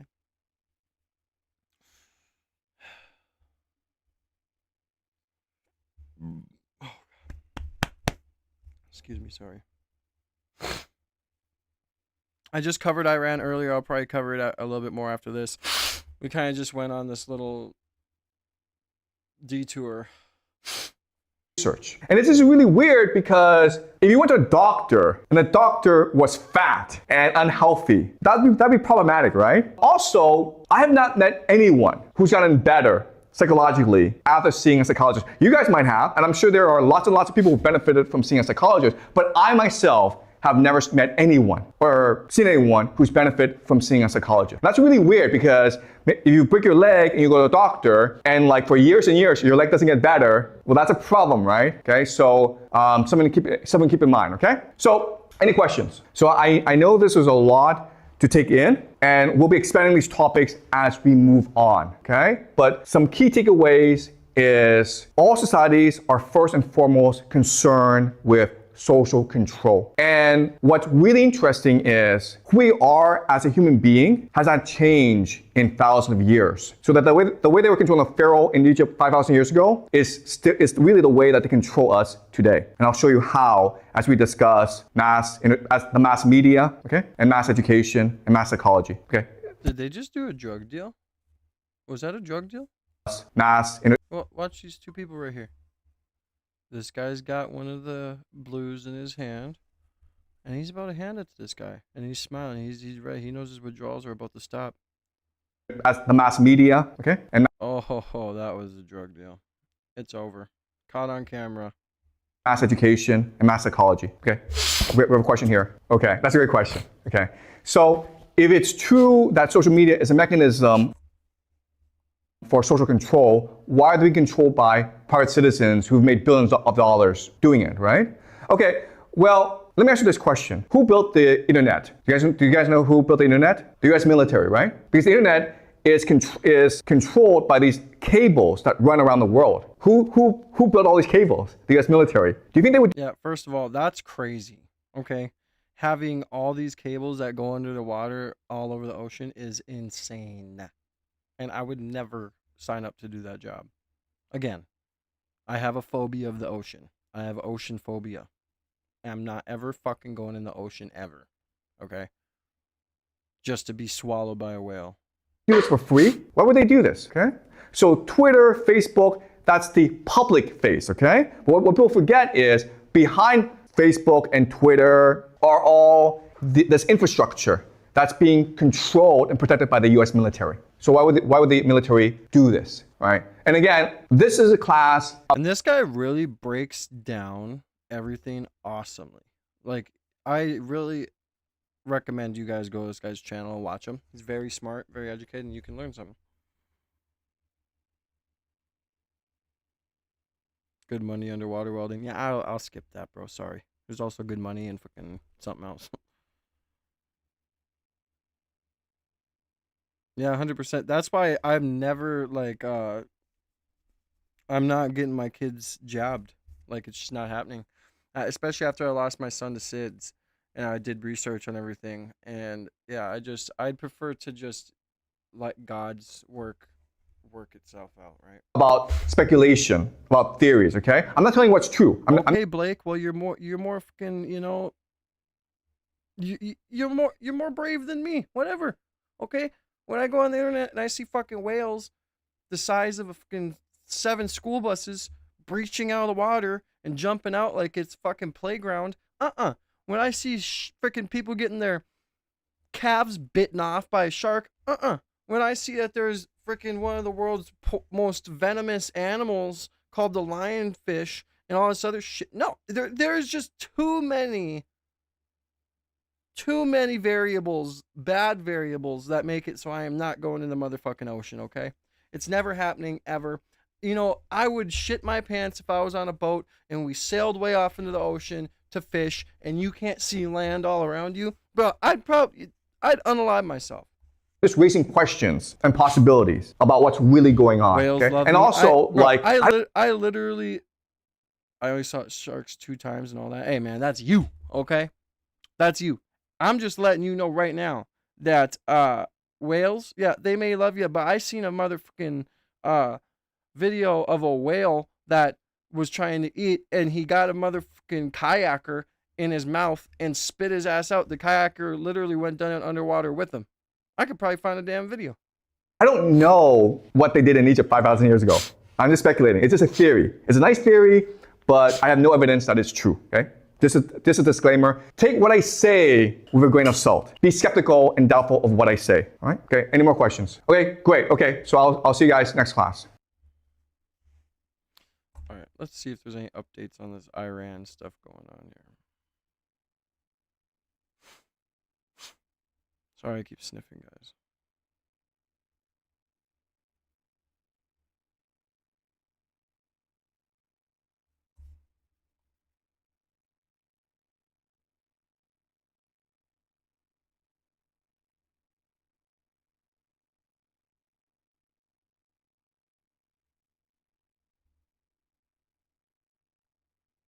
Oil prices soaring. West Texas crude now hovering around $100 a barrel. You can see this chart over time. The last time it was this high was when Russia invaded Ukraine, and that height was at June of 2022. But I want you to look at the very end. The heart of our agreement is a commitment to using lethal military force to destroy the sinister cartels and terrorist networks. Sorry, I won't Let's bring watch in this Chief one real quick. Strategist of the Middle East Forum and former U.S. Yeah, see, developing NYPD recovers third device in IED investigation. So there's now that makes 3 devices. And I'm telling you what,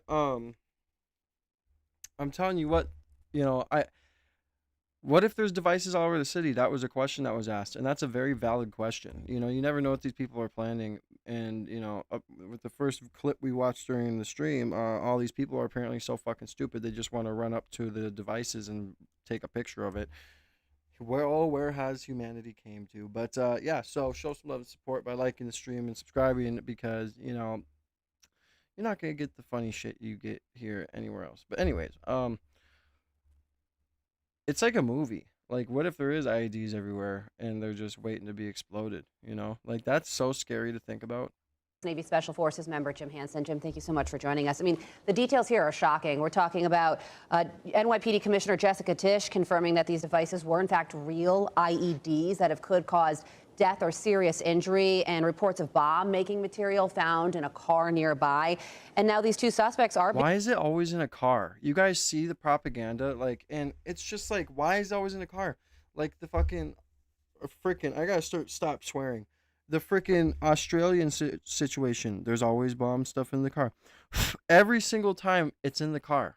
Well, you didn't find a damn house, you know? Like, why would bomb stuff be in the car? Why would they be making it in the car? It just doesn't make sense. Or how they said one of the bombs had writing on it. Yeah, is someone gonna read it before it explodes? being investigated for potential ties to ISIS. Would you describe this, what you just saw on our screen right there with that potential IED being thrown, as a terror attack? Did it whiz past his head? Is that what happened? Are being investigated for potential ties to ISIS. Would you describe this? Oh, shit. That guy came right up behind him and just lobbed that thing. Saw on our screen right there with that potential IED being thrown, as a terror attack? It's 100% a terror attack. It was attacking someone based on their ideology with an attempt. No, it's a brave attack. What the hell? What do you mean? Is it a terror attack? Like, what a dumb question. To kill them, and obviously to intimidate other people into not using their First Amendment right to protest. Now, Jake Shields is not a good person, but what I found reprehensible was when Mayor Mamdani Why are you hating on my boy Jake Shields? Decided to talk about this. He started off by smearing the victims in this terror attack before he even got to the idea that maybe it's a bad idea to conduct a terror attack in the United States. That happened with other Democratic leaders as well. I think you need to look at yourself and look at what's going on. I don't agree with the protesters there, but I think they have a right to say what they're saying without fear of being blown up. Yeah, well, let me read exactly what you're referring to with Mayor Mamdani's initial post on this. On X, saying white supremacist Jake Lang organized a protest outside Gracie Mansion rooted in bigotry and racism. Such hate has no place in New York City. It is an affront to our city's values and the unity that defines who we are. What followed was even more disturbing. Violence at a protest is never acceptable. The attempt to use an explosive device and hurt others is not only criminal, it is reprehensible and the antithesis of who we are. So he referred to the other side of this, and the bomb throwing is what happened afterwards. And we now know the details of what he means by that. There's a piece in the New York Post, Jim, that says Mamdani must do a lot more than condemn violence after ISIS bombs fly in New York City. If he doesn't do that, if he doesn't condemn this violence in more significant terms, what happens next? Well, he literally incited more violence in his statement by making it that. And you look at the group that's protesting against him. They call them "Get the Nazis Out of New York." You know, there has been violent incitement and rhetoric by so many Democrat leaders, we can't even keep track of it. And now people have been dying all across America because of what they have stirred up. They have riled up the crazies. And now, whether it's trans assassins or whether it's, you know, ISIS-inspired terrorists in New York City, we've got a problem. And I think the people on the left need to understand. They just put that guy in the back of a rent-a-van? What the fuck? When the Hamas mobs were running rampant, nobody was blowing them up from the political right. They need to tamp down their rhetoric and see that they're responsible for some of this. Yeah, I also want to ask you, Jim, about the latest on the war in Iran. And there are reports that one option on the table for President Trump is sending special forces into Iran to seize its nuclear stockpile, which would mean boots on the ground. What do you think about this? And the fact that that nuclear material is still in Iran, in Iranian territory. Well, don't you guys remember when we went and we apparently bombed their nuclear facilities back in June? Remember when they apparently moved them, when that was a thing? That was a narrative going around, is that they had moved it all before they ended up getting struck. I mean, I don't know, just so many different narratives contradict each other. It's just crazy. Yeah, it's difficult to consider the fact that they could have access to material they could use to make a dirty bomb or something else. The logistics involved in an actual raid to go into Iran and most of the... No problem, Chandra. You just get better. You never have to apologize. You and your health come first. God bless you. Material is expected to be in the interior of the country. It would be a long multi-helicopter hop or other difficult logistically raid to plan and execute, so a lot of things could go wrong. I think another bombing raid, you know, with the major bunker busters might be more likely if they want to take out that. A place where a raid might happen could be Karg Island, the oil terminal that Iran uses to get 60% or 40+% of their revenue from. Taking that and keeping Look at all that smoke, dude. That's just so popular. In hold until the regime falls might be a way to shut them down. Yeah, and as War Secretary Pete Hegseth says, we're willing to go as far as we need in order to be successful, but of course they're not going to forecast any of those decisions in advance, especially in front of the media. Jim, thank you for joining us. God bless you, Chandra. No problem.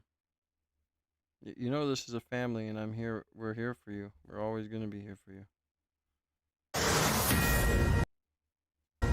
Fox News alert, the NYPD says a suspicious device was found in a car near New York City's Mayor Zohran Mamdani's Manhattan home. This comes only a day after NYPD Commissioner Jessica Tisch confirmed an explosive device was thrown outside of Gracie Mansion during a protest. We were born and raised in New York, and we want everyone here to stay in New York. You don't get to come from outside and then tell everyone else.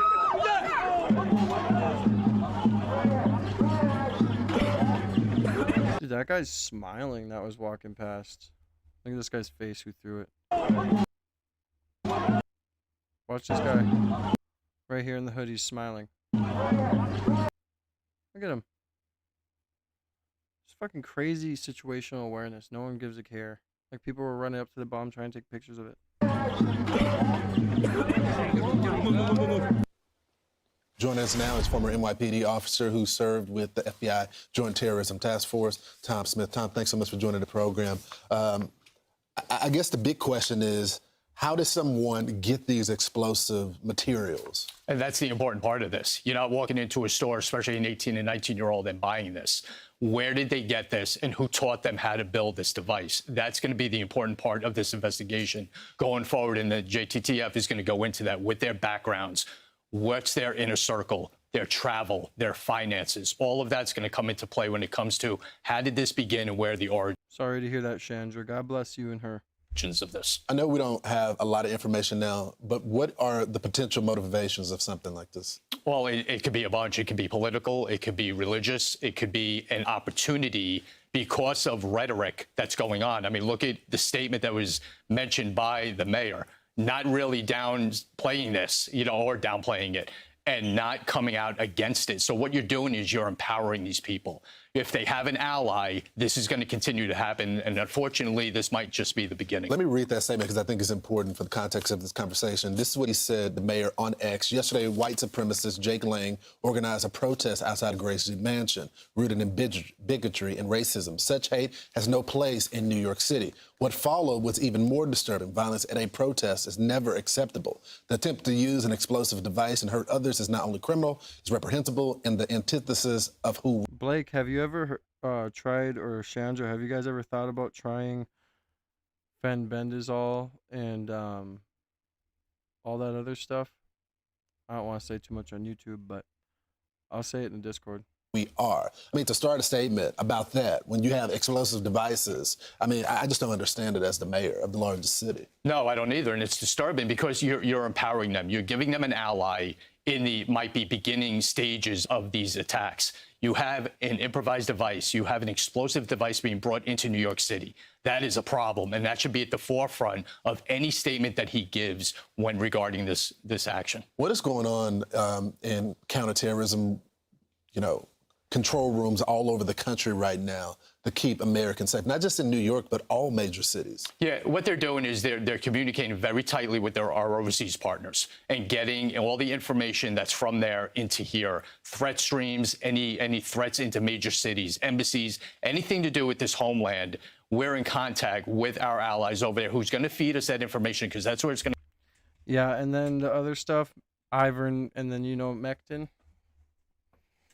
That and methylene blue come from.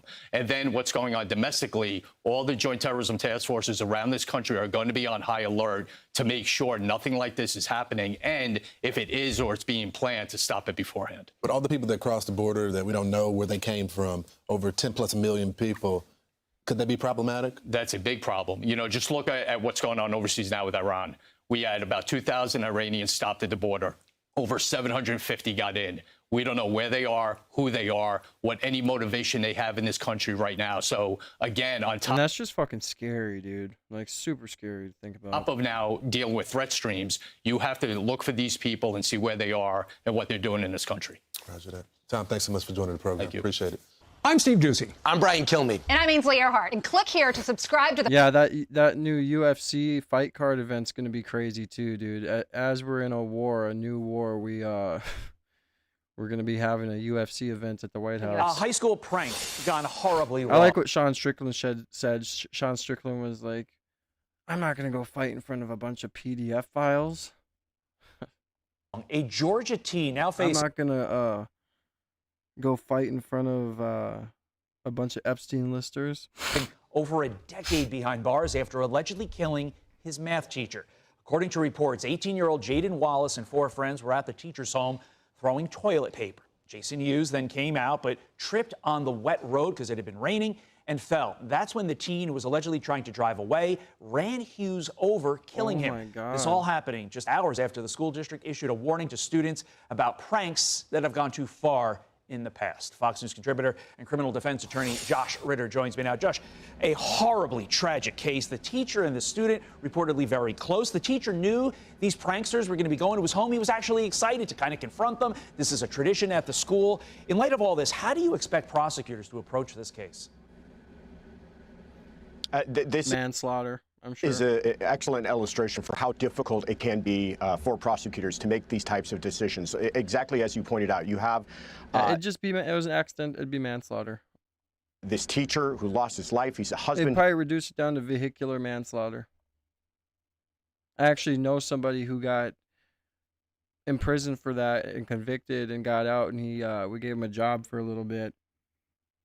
He had a best friend, girl that he was in love with, if I recall correctly, and they were stuck in some mud or whatever in like a ditch, and the car ended up falling on the girl and killing her. as he was trying to drive, and they were intoxicated, so he got charged with vehicular manslaughter. He's a father. Then you have the young man responsible for his death, who I think by all accounts, no one is arguing that he had any kind of malicious intent. This was a prank gone incredibly wrong.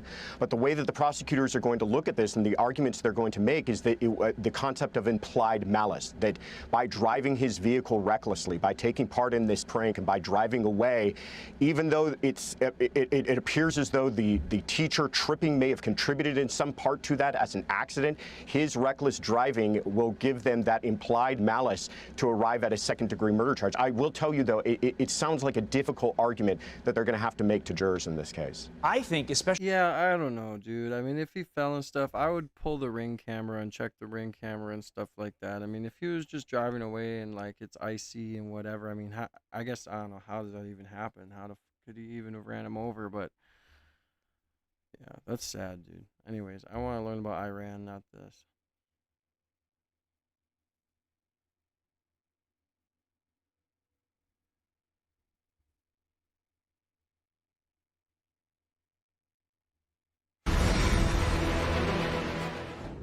Iran has named Khomeini's son, Moshtaba, as new supreme leader. He is considered a hardliner, close to the Revolutionary Guards.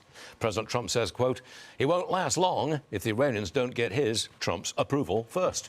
Retired four-star General Jack Keane joins me now. General, Moshtaba, is he a target? Oh, likely. I think he probably already was, to be frank about it, you know, because of the position he held before. He's a long-term member of the IRGC, Ayatollah's son, etc. I don't think we're surprised by this choice at all, or even if they picked another person. What we knew they were going to do is likely has happened, and that is pick a hardliner who is absolutely committed to what the Ayatollah has had in place for 37 years, and that is develop a nuclear weapon, fuel. Yeah, those Final Destination movies are crazy. Now every time when I was a kid and we were going on hockey trip stuff, every time we'd drive behind those freaking semis with a bunch of logs on the back, I'd be like, Mom, you gotta pass this motherfucker. Like, I cannot, yeah. The proxy so they can bring down the state of Israel. The crappy thing is, though, is that back when, like, the first ones were kind of coming out, like, they were more realistic, you know? And nowadays, like, all these movies that are being made, horror movies and everything else, it's like they try and use CGI and make it look too realistic to the point where it's just unrealistic and it's not really that cool. Like, it's not really a watch for me. You know what I mean? Like, newer movies and the way they try to make things so super HD is just not my thing, you know? I like it back when you could tell that it was like a movie from the 2000s and it had some vintageness to it, or it at least looked realer, you know? And develop huge amount of ballistic missiles as an offensive weapon, and that is the means in which to deter others from attacking them. So nothing is going to change about this regime. They are diabolical, tyrannical ideologues. Their only objective at this point, the singular thing that is driving them, is to stay in power, to preserve the regime. And a lot of that has to do, frankly, with personal survival. Even though they know they're going to be under attack by Israel, they know that there is likely a transition, that the people would likely kill them. But the president wants unconditional surrender. He's not going to back off from that. He's not going to negotiate some nuclear treaty. He's just going to say, surrender now. Yeah, he knows. Skippy's representing the tribe. Let's go. For a fact that there's no dealing with this regime. They are who they are. Natalie. And they may lie to us in negotiations like they have done in the past. They may fool other presidents like they've done with President Obama and President Biden. He's not fooled. He knows who they are, and the only way to change this is they have to voluntarily give up power, or we're going to force it. And that's the path that we're on. And it's a very comprehensive plan. It's going to take some patience on our part, because I think we still have a few weeks to go here to be able to take away all of their weapons, Stuart, their offensive weapons, and you've been naming them: missiles, rockets, obviously drones, recovering their nuclear program. Their Navy has about been destroyed. But it's also what the Israelis are focusing on, and that is the organizations that are sustaining the regime. And that operation is taking place right now. And it'll take 10 days to 2 weeks at a minimum to deal with that. That's the IRGC. Strip it down as an effective organization, not just in Tehran, the capital. It's in 32 other places. And that's what helped to repress all of the protesters when they came out on the streets. They were in 30 to 40 different cities protesting by the tens of thousands. The same thing for the BiBi militia. They're an arm of the Interior Ministry just to repress protest movements, police infrastructure, the civil government itself, the legislature, the agencies that support the regime, step by step stripping down the ability for the regime to sustain itself. And that's going to take a little bit of time. So it's not just the weapons they have now, it's also the weapons they're going to manufacture in the future. We're going to take down their entire manufacturing capability of weapons. I can count, Stacey. In addition to these organizations. So that's why this is so comprehensive, and also why it requires a little bit of patience. Who's going to wave the white flag? If you take out Khomeini's son, and you take out any other leader, who comes out and says, okay, we do surrender? Well, there'll be something left for sure that wants to live. And that's why they'll raise the flag. That's what it comes down to. You want to live? Yeah. White flag. But it's comprehensive and it's very deliberate. And as I said a couple times, we have some time to go yet. This is condition-based. There's no time clock here. It's based on achieving the objectives. Okay. Last one, if I may. The Houthis. I don't believe they've yet entered the war. I'm not sure of my information on them, but I don't think they have. If they did come in, would that be a serious threat to us? It's something we can handle. Go to the Suez Canal. Frankly, it's something we expected. But you know what's going on here? The Hezbollah entered with minimal offensive capability. They have missiles that can rain all of Israel's major cities. They're not firing on them. The Houthis haven't entered. And I think what's in the back of their mind when they look at this, is it really going to be an Iranian regime? Is it worth fighting for if it looks like it's going to be destroyed? Yeah. And what does that mean for them and their future if they become a part of this? One last one, if I may. Thank you. Make sure you buckle me up, okay? Appreciate you. This report saying that Russia has provided, I believe it's targeting information to the Iranians, where are our bases and where are our assets. That's President Hicks has promised anything that shouldn't be happening will be confronted strongly. What do you think of these? The Russians are actually helping the Iranians like that? Shouldn't be surprised. The Iranians built a manufacturing factory to build the Shahed drones that are being delivered in the Ukrainian population. I'm going to go grab my green real quick. I'll be right back. 600 a night. Those are the drones that Iranians using here. They also gave them missiles. They're tied together. And listen, the help they're giving them, the Iranians know where all of our bases are and what's on those bases. They have that information. We move assets around. We're moving those ships around. And that kind of coverage the Russians can give them just from their own satellite coverage. And they may be doing some eavesdropping. We have that capability in terms of signals intelligence and pick certain things up that the Iranians may not have the capability. But it's not going to interfere with what we're doing, no. We're going to win. It's going to be unconditional surrender. Yeah. In about 4, 6, 7 weeks. We're on a course here to achieve a positive outcome.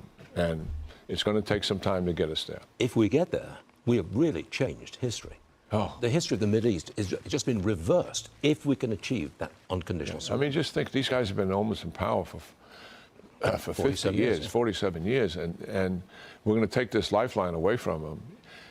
Very quickly, we're going to see normalization with Israel, and that'll be a paradigm change in the Middle East. And certainly, this is what's so positive and people misunderstand about President Trump.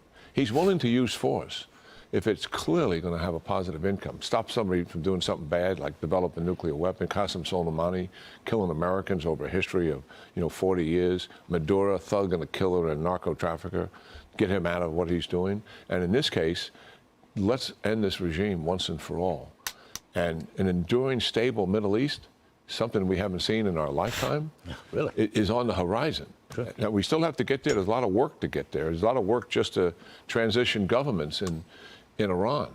But the potential and the possibilities are significant. You're absolutely right. Strategic implications with China and Russia, the leverage we have as a result of this, that this president has achieved, quite significant. Wonderful stuff. General, always a pleasure. Yeah, it's great talking to you. Yes, Thank sir. you. Thanks a lot. A historic strike at sea. For the first time since World War II, a U.S. Navy submarine sank an enemy warship with a torpedo. And now, Iran responding, saying, quote, the continued mischief and deception by the United States in the region will come at the cost of complete destruction of the region's military and economic infrastructure. That seems delusional. Fox News senior strategic analyst, retired 4-star General Jack Keane, General, what do you think Iran's trying to do there? Do they really think they're going to intimidate our Navy after blowing up and eliminating theirs? Well, there's no way that they're going to intimidate our Navy. But talking about Iran, it's worth talking about. Where are they? I think the evidence is clear. They're in a much more weakened state, given all of that we're reporting on, the reduction of their retaliation with drones and missiles and taking down nuclear capabilities, taking down command and control. But listen, there's no... Yeah, he'll always be Skippy. He can't get out of that. Oh! He can't get out of that name now. His name's going to be Skippy forever. My favorite peanut butter. No evidence that they're giving up here. The evidence is quite the contrary. They've expanded into the Gulf states, and they've expanded into with Lebanon and Hezbollah. Now, Hezbollah has missiles that can rain down on Israeli cities. They're not firing on them. So I think the Iranians are pushing them, but they don't want to go too far. Hezbollah is holding back, and that's good news. And the Israelis are certainly poking them pretty hard to make certain they don't do much more than what they have been doing. But they expanding into the Gulf regions, I think, is a bit of a blowback on the Iranians, because the Gulf states are coming together not only to defend themselves, and most of them have very good capability to do that, but also to take the fight to them offensively. And that is happening. All right, guys, I'm going to turn my webcam off quick. I'm going to smoke here. I'll be on for probably another half hour or so. All right, let's go. Get back up on here. And I can't talk about the ones that are doing it because they don't want us to talk about it. I totally disagree with all of their not wanting to take public stances on things. I think they should stand up, identify the principles they're fighting for, and join the United States publicly, not just privately. But right. It is who they are. But, yeah, as of now, certainly no evidence of defections. Hopefully the Mossad and CIA are telling a different story. And they are talking to people who want to break from the regime. And certainly if that was taking place, that would be realistic. Maybe it's not taking place. We're not going to know, and they're not going to tell us for sure. Right. So, as the president said, a lot of the people they identified of people that might be able to work with us, they're dead. The panel of experts picking another leader blew that place up. We know about the 40 that blew up day one, and they said the numbers, according to Senator Fetterman, are maybe in the 80s among leaders that are dead, but they put a lot of people in place for as their successors. So what phase are we in now? We hear more firepower came to the region, General. What are they doing now that they've done a good job eliminating the launchers and a lot of their missiles? Yeah, sure. Well, let me just say once again, the significance of what has taken place here with the United States and Israel combined on this offensive operation. And these are the two most proven, experienced militaries in the world. And for the first time ever, we are conducting a combined operation with common objectives. And that's truly remarkable. The trust and the confidence we have in each other, feedback from both sides, the Israeli military, the U.S. military working together, the trust they have with each other, common working together on intelligence. Yep. And we smart enough not to take the Israelis who have their own... Yeah, God, it hurts to cough. I'm in a lot of pain, so smoking is my option right now. System and how they go about delivering air power, whether it's fighters or cruise missiles. We didn't force them into our system. Continue to use your system. And we have our own system, certainly. But talking to each other every hour of the day, mutual respect and confidence. That's number one. Two, we are in a new phase. On the U.S. side, we're accelerating the numbers of airplanes we're putting into Iran, obviously because we have air superiority, that we can introduce heavy bombers in doing that. Gravity bombs that are GPS, precision guided, 500, 1,000, 2,000-pound bombs. That's increasing lethality. And we're still going after the same targets and having a lot of success with ballistic missile, the whole complexity of that, drones, nuclear targets, command and control. And obviously this maritime force is being destroyed. But however, on the Israeli side, they are while they're still hitting some of those targets, their primary focus, we're focused on the weapons that are sustaining the regime. Now the Israelis are focusing on the organizations that are sustaining the regime, systematically and deliberately going after the IRGC. They're pounding Tehran with 1,000 munitions. 24 hours ago, another 500 to 800 in the last 24 hours, because that's where a lot of the headquarters are. This is IRGC, headquarters there for sure. They have 32 other organizations that belong to them out in the provinces. They're going to go after all of them. Why? Because they repress the people. The BiBi militia, in certainly in Tehran, but also out in the Providence, systematically taking them down.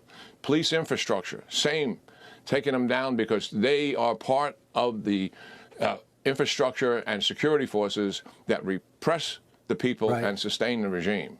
So this focus is on setting the conditions for this regime to collapse. That's where the Israelis are in this phase of the operation. They think it'll take 10 days, maybe 2 weeks to do that. They want us to be patient because you can't objectively see those results like you can see with drones being reduced, ballistic missiles being reduced in terms of numbers of attack. It's much more intangible. We got a lot of work in front of us, and the president is 100% behind what? He is behind our president setting the conditions to finish this. If it takes longer, that's fine. If we can do it sooner, that's fine. So it's the conditions that we're trying to achieve that we're monitoring here. In reading Arab Thank you to Zach for the subscription. God bless. News, Middle Eastern newspapers, trying to get Iran's perspective, and even though a lot of it's just propaganda, they look at the divide at home. They look at the Democrat and Republicans, and they're saying if we can drag this out politically, President Trump will be forced to pull back and maybe end this prematurely. And if they We're 202 subs away from 11,000, guys. survive, they could feel like they could win. So how important is it to finish the job and not let politics get the best of this mission? Well, certainly that is the case. It's more than that. I mean, they expanded into the Gulf states because they really want the international community. Yes. And they certainly expected the Gulf states themselves, with the Europeans, with others, to put pressure on Israel and the United States to end the war. Let's negotiate. Let's go to a ceasefire and just stop this. What the Iranians are interested in is preserve the regime. That is their objective here. Any kind of negotiations, they'll take it in a heartbeat because that preserves the regime. We're done negotiating unless it's a surrender. We'll negotiate over the times of surrender. That makes sense. Nothing else at this point makes sense. So, yeah, they want political pressure internationally and certainly political pressure inside the United States. They know us very well. They've been watching us and dealing with us for almost 50 years now. They understand the political dynamics, but also we happen to have a president who has a strong spine and he's focused and he has clarity here and he's communicated it to the American people, what we're trying to achieve here. And we're going to have the patience to achieve it. Generally, 100% right. The president says, I'm not going to leave this to the next guy. It's been a problem for almost 50 years. It ends now. General Jack Keane, thanks so much. I'm Steve Doocy. I'm Brian Kilmeade. And I'm Ainsley Earhart. And click here to subscribe to the Fox. Thank you so much, Ed. It's great to be here. It's great to have you in our nation's capital. I always say to everybody, this is a very big group. I want to see what Trump said in person here. Like, I don't know.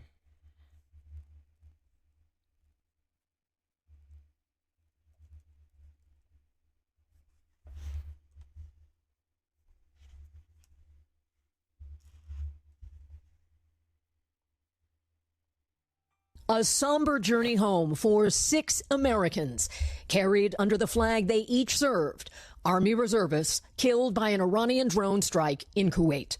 At Dover Air Force Base, the president and top officials honored their sacrifice. A very sad day, and glad we paid our respects. As he headed back here to Florida, President Trump disputed that a U.S. munition may have struck a school, killing nearly 170, most of them children. No, in my opinion, based on what I've seen, that was done by Iran. Defense Secretary Hegseth said the Pentagon is... Yeah, Iran would, like, bomb their own school full of girls. Okay. Wow. Still investigating. On Russia aiding Iran with intelligence to help target U.S. forces, Special Envoy Steve Witkoff said he has warned the Kremlin. But President Trump notably doubted that Russia has helped Iran. I have had no indication of that whatsoever. If they are, they're not doing a very good job because Iran is not doing too well. Mr. Trump said he did not want to publicly discuss sending U.S. ground forces. But if he did, Americans would face a weakened Iranian military. And I would say if we ever did that, they would be so decimated that they... Weakened Iranian... Picture, bro?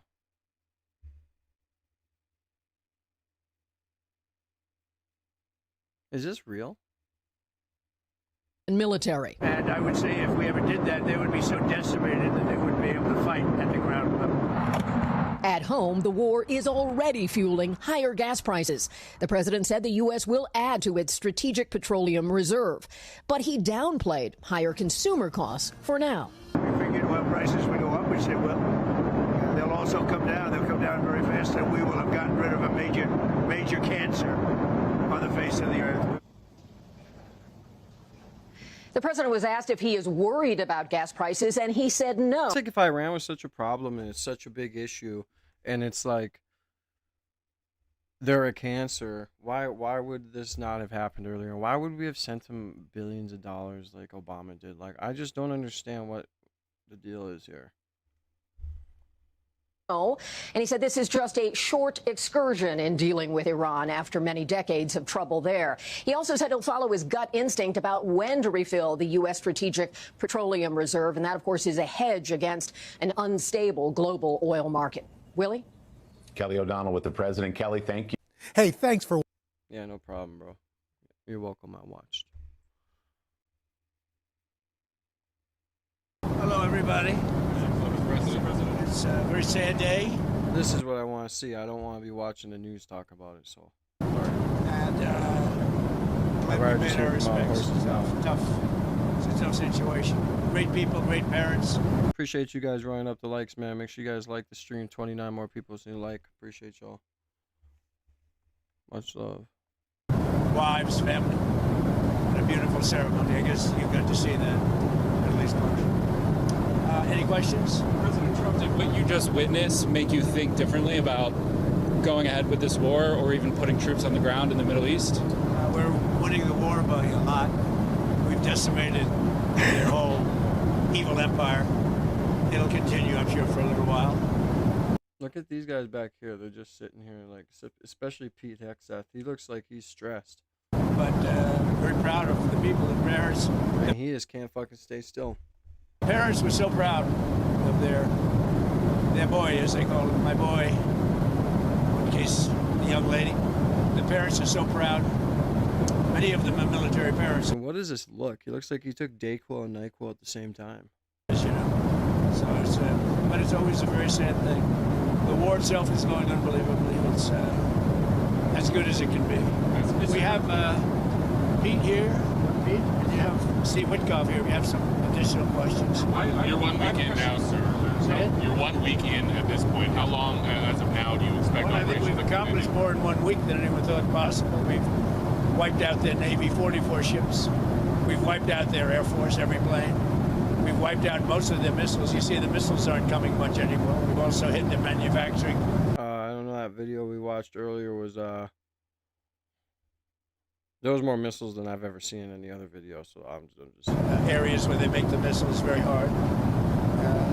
Their drone capacity is way down, and we've hurt them where it hurts, including about every form of leadership you can have. We've wiped out. You still expect up to 6 weeks total? I don't know. I never reject that, whatever it takes. But we've their military is almost non-existent, if you look. We could hit the military itself very hard, but maybe we will, maybe we won't. We haven't made that determination. What do you think about gas prices? Gas prices right now? Are you worried about gas prices right now? No. This is a short excursion into something that should have been done for 47 years. 47 years it's taken to do this, and no president had the guts to do it. You're worried you're going to end up coming back to Dover for more of these such dignified transfers? I'm sure I hate to do it, but it's a part of war, isn't it? Who are you with? The Washington Post. Would you say it's part of war? Deaths are part of war, yeah. It's part of war. It's a sad part of war. It's the bad part of war.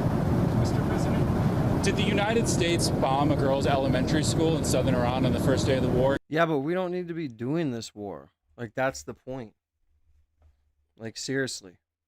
Kill 175 people? In my opinion, based on what I've seen, that was done by Iran. Is that true, Mr. Hegseth? It was Iran who did that? We're certainly investigating. Still investigating. But the only side that targets civilians is Iran. We think it was done. We think it was done by Iran. Because they're very inaccurate, as you know, with their munitions. They have no accuracy whatsoever. It was done by Iran. Can you give us an idea idea of what unconditional surrender looks like to you? I mean, what do you want from Iran? I said unconditional, not conditional. I said unconditional. It's where they cry uncle, or when they can't fight any longer, there's nobody around to cry uncle. That could happen too, because we've wiped out their leadership numerous times already. So it's if they surrender, or if there is nobody around to surrender, but they're rendered useless in terms of military. Mr. President, can I ask you what Peter asked you a question yesterday? You said it wasn't the right time in that event, but he was asking whether you have indications of whether Russia is supporting Iran somehow in this. No, I have had no indication of that whatsoever. If they are, they're not doing a very good job, because Iran is not doing too well. What about the Strait of Hormuz? There's no traffic really going through it. Well, that's the ship's choices, but we have it cleaned out. We've wiped out their navy. The navy is now at the bottom of the sea, so that's the choice. This is an excursion. We figured oil prices would go up, which they will. They'll also come down. They'll come down very fast, and we will have gotten rid of a major cancer on the face of the earth. We will have taken out a cancer.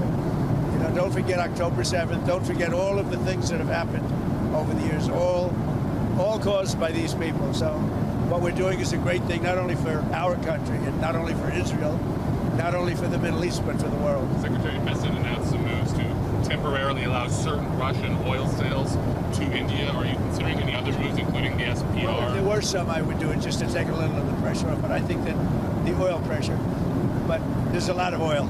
We've got a lot of oil. Our country has a tremendous amount, and there's a lot of oil out there. That'll get healed very quickly. Would you consider using the SPR or tapping into the SPR at some point? Strategic reserve? Yeah. Well, I'm the one that built them up. Biden used them so that he could get some extra votes in the election. Turned out it wasn't even him that ran, it was Kamala. And she obviously didn't get any extra votes because we won in an absolute landslide. So he should have used it for that. He used it to I filled it up, and he brought it down to the lowest level it's ever been. We will start at the appropriate time, which is basically a gut instinct. We will start filling up the strategic reserves. What are the circumstances where you'd send in ground troops? How are you thinking about that? I don't even want to talk about it now. I mean, I don't think it's an appropriate question. I'm not going to answer it. Could there be? Possibly, for very good reason. Have to be very good reason. And I would say if we ever did that, they would be so decimated that they wouldn't be able to fight at the ground level. Are you thinking about the oil facility there? There's an oil facility kind of on the coast of Iran that could be secured by ground troops. There's been some speculation that could be a target. I don't know what the speculation is, but I certainly wouldn't be able to tell you that. I'd be in trouble with myself if I told you that. Mr. President, don't you need ground troops to secure the enriched uranium at the nuclear sites? We're going to find out about that. We haven't talked about it, but it was a total obliteration. They haven't been able to get to it. And at some point, maybe we will. That would be a great thing, but right now we're just decimating them. But we haven't gone after it, but it's something we could do later on. We wouldn't do it now. Maybe we'd do it later. You said you want to be involved in the selection of the next leader of Iran. Can you talk to me? Well, because I don't want to just come back every 10 years, and mostly you'll have presidents, that won't do that because they don't get it. But we don't want to come back every 5 years or every 10 years and do this. So we want to pick a president that's not going to be leading their country into a war. Do you have any questions for Pete or Steve? Come on up. Mr. Wickoff? Steve, come on up. Mr. Wickoff, is there still space to do a deal with whatever is left of the Iranian government? I think there is. I think that's going to be up to the president. That's what I think. But they didn't seem to be very amenable in those first set of negotiations. You heard what I said. They said we have the inalienable right to enrich. They bragged about having 60% enriched fuel, enough for 11 bombs. And they told me and Jared, we're not going to give you diplomatically what you couldn't take militarily. So, I think they're going to need a change of attitude. What sort of thing do you want to see in a deal? I mean, do you think you have maximum negotiating leverage at this point? I think the president has proved that we have. Iran today accused the U.S. of hitting. A lot of negotiating leverage, maybe maximum, but we're not looking to settle. They'd like to settle. We're not looking to settle. Iran accused the British government has now offered use of the British government has offered use of some bases now, and you had previously said you were very disappointed in them. Aircraft carriers? I mean, about British bases, they said. See my response that I just put out? I just put out a response. Give me the offer to send 2 aircraft carriers. Maybe, but they're not sure. I just put out a response to them. I said, we don't need them. It's not the right time. It would have been nice to have had them 2 weeks ago, but the response I put out, I think, says it very well for you. Iran today accused the U.S. of hitting a desalination plant in Iran, and they said that might open the door to other strikes on infrastructure, non-military. Allow us to also open the door to other strikes against them. Look, in response to that allegation, did the U.S. hit the desal? They are among the most evil people ever on earth. They cut babies' heads off. They chop women in half. Just answer the question. What they did, take a look at October 7th. Take a look at what they've done over the last 47 years. So I know nothing about a desalination plant other than to say if they're complaining about a desalination plant, we complain about the fact that they shouldn't be chopping babies' heads off, okay? Mr. Zikov, have you communicated to the Russians not to send targeting information and other assistance to the Iranians? Strongly said that. And do you believe that they are? I hope they're not. Do you see any evidence? We don't know, but it's not doing very well. If they are, it's not helping much. If you take a look at what's happened. See, he's not saying no, really. But he's not saying yeah, because if he said yes, that'd be like in every house. Iran in the last week. If they're getting information, it's not helping them much. What would it mean to you if they were? I mean, even if it's not helping the Iranians particularly much, it's still involving themselves in a conflict that they're not directly. They'd say we do it against them, wouldn't they? Huh? Wouldn't they say that? We do it against them. I don't know. Look, they can give all the information that they want, but the people they're sending it to are overwhelmed. Russia would be overwhelmed too. Anybody would be overwhelmed. We have the greatest military on earth, and I built it in my first term, and unfortunately, I'm forced to use it now. But when you look at what we did with Venezuela, when you look at what we did with the B-2 bombers, that was a very big moment. Dude, is it just me, or is the way he's saying this sound insane to you?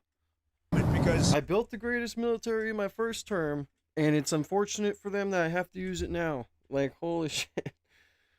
Looks like as if there's not lives he's playing with. Iran was going to have a nuclear weapon within 2 or 3 weeks, and that stopped it. And it stopped it cold.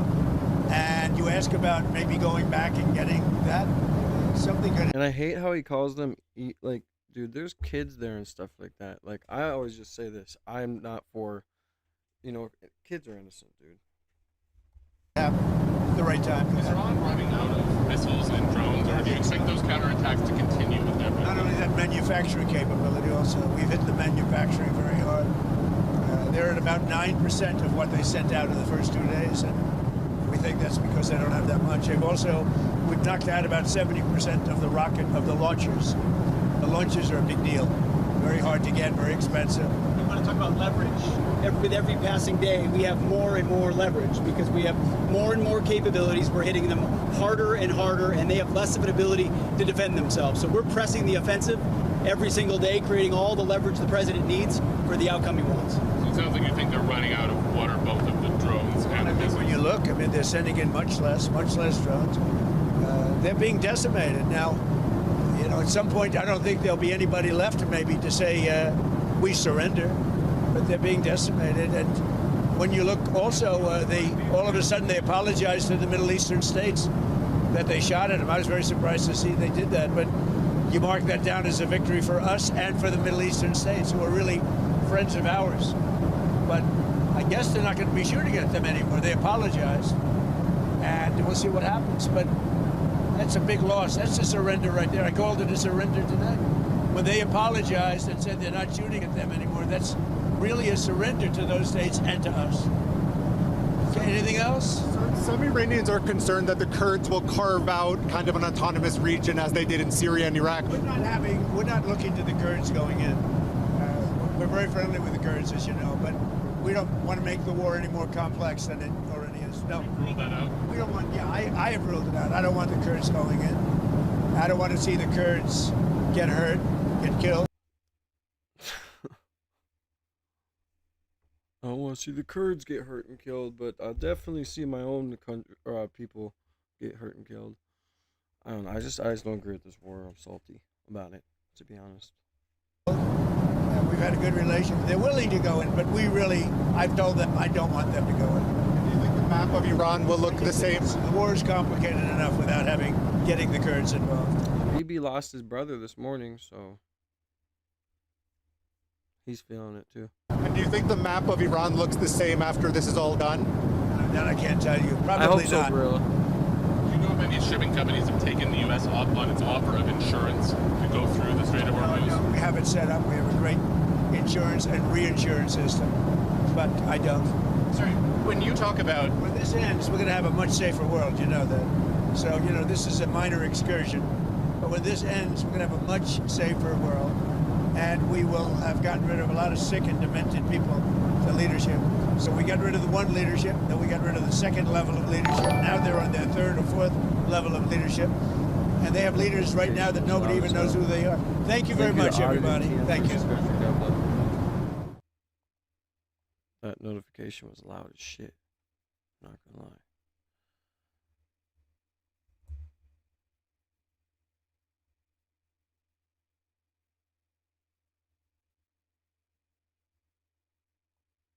We had a chance to ask President Trump about a new superpower joining this fight on the Iranian side of Epic Fury.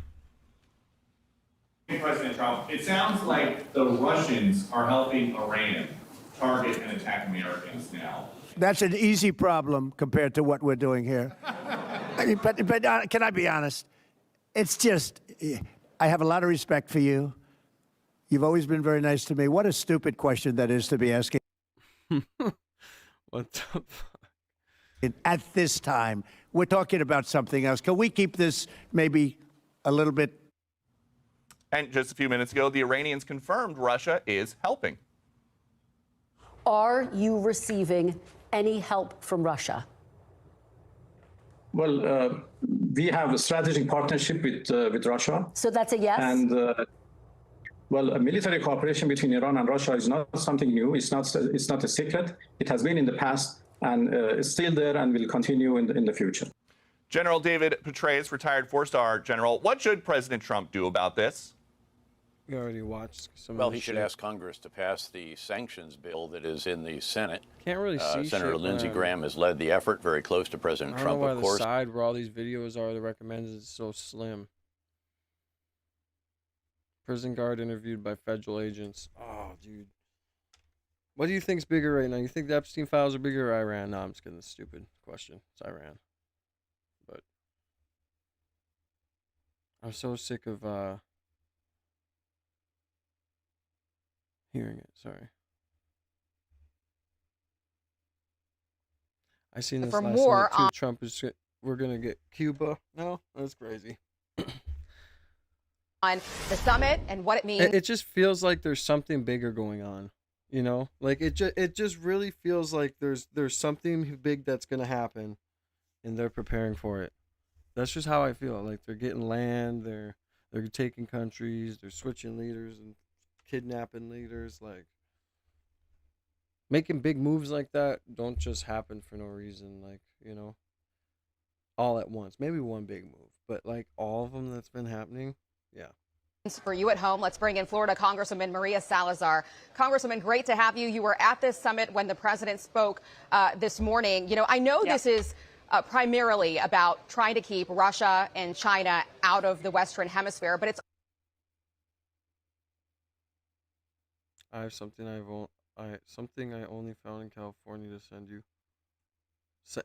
I'll be looking in the Discord for sure. Sorry, I didn't try and miss this. I'm just like really getting into what they're about to say. Also about stability and kicking these cartels out. This is the Secretary of War, Pete Hegseth, on what this region has been like and how it has to change. Because now we're going to use like missiles against cartels. Our hemisphere has 1/8 of the population, yet 1/3 of the violent crime. There's a reason for that. America's retreat from protecting its citizens and the complacency of many neighbors in this hemisphere was a great betrayal. That's what it was, a great betrayal against our people and our nations. So tell people at home, are these nations up to the task?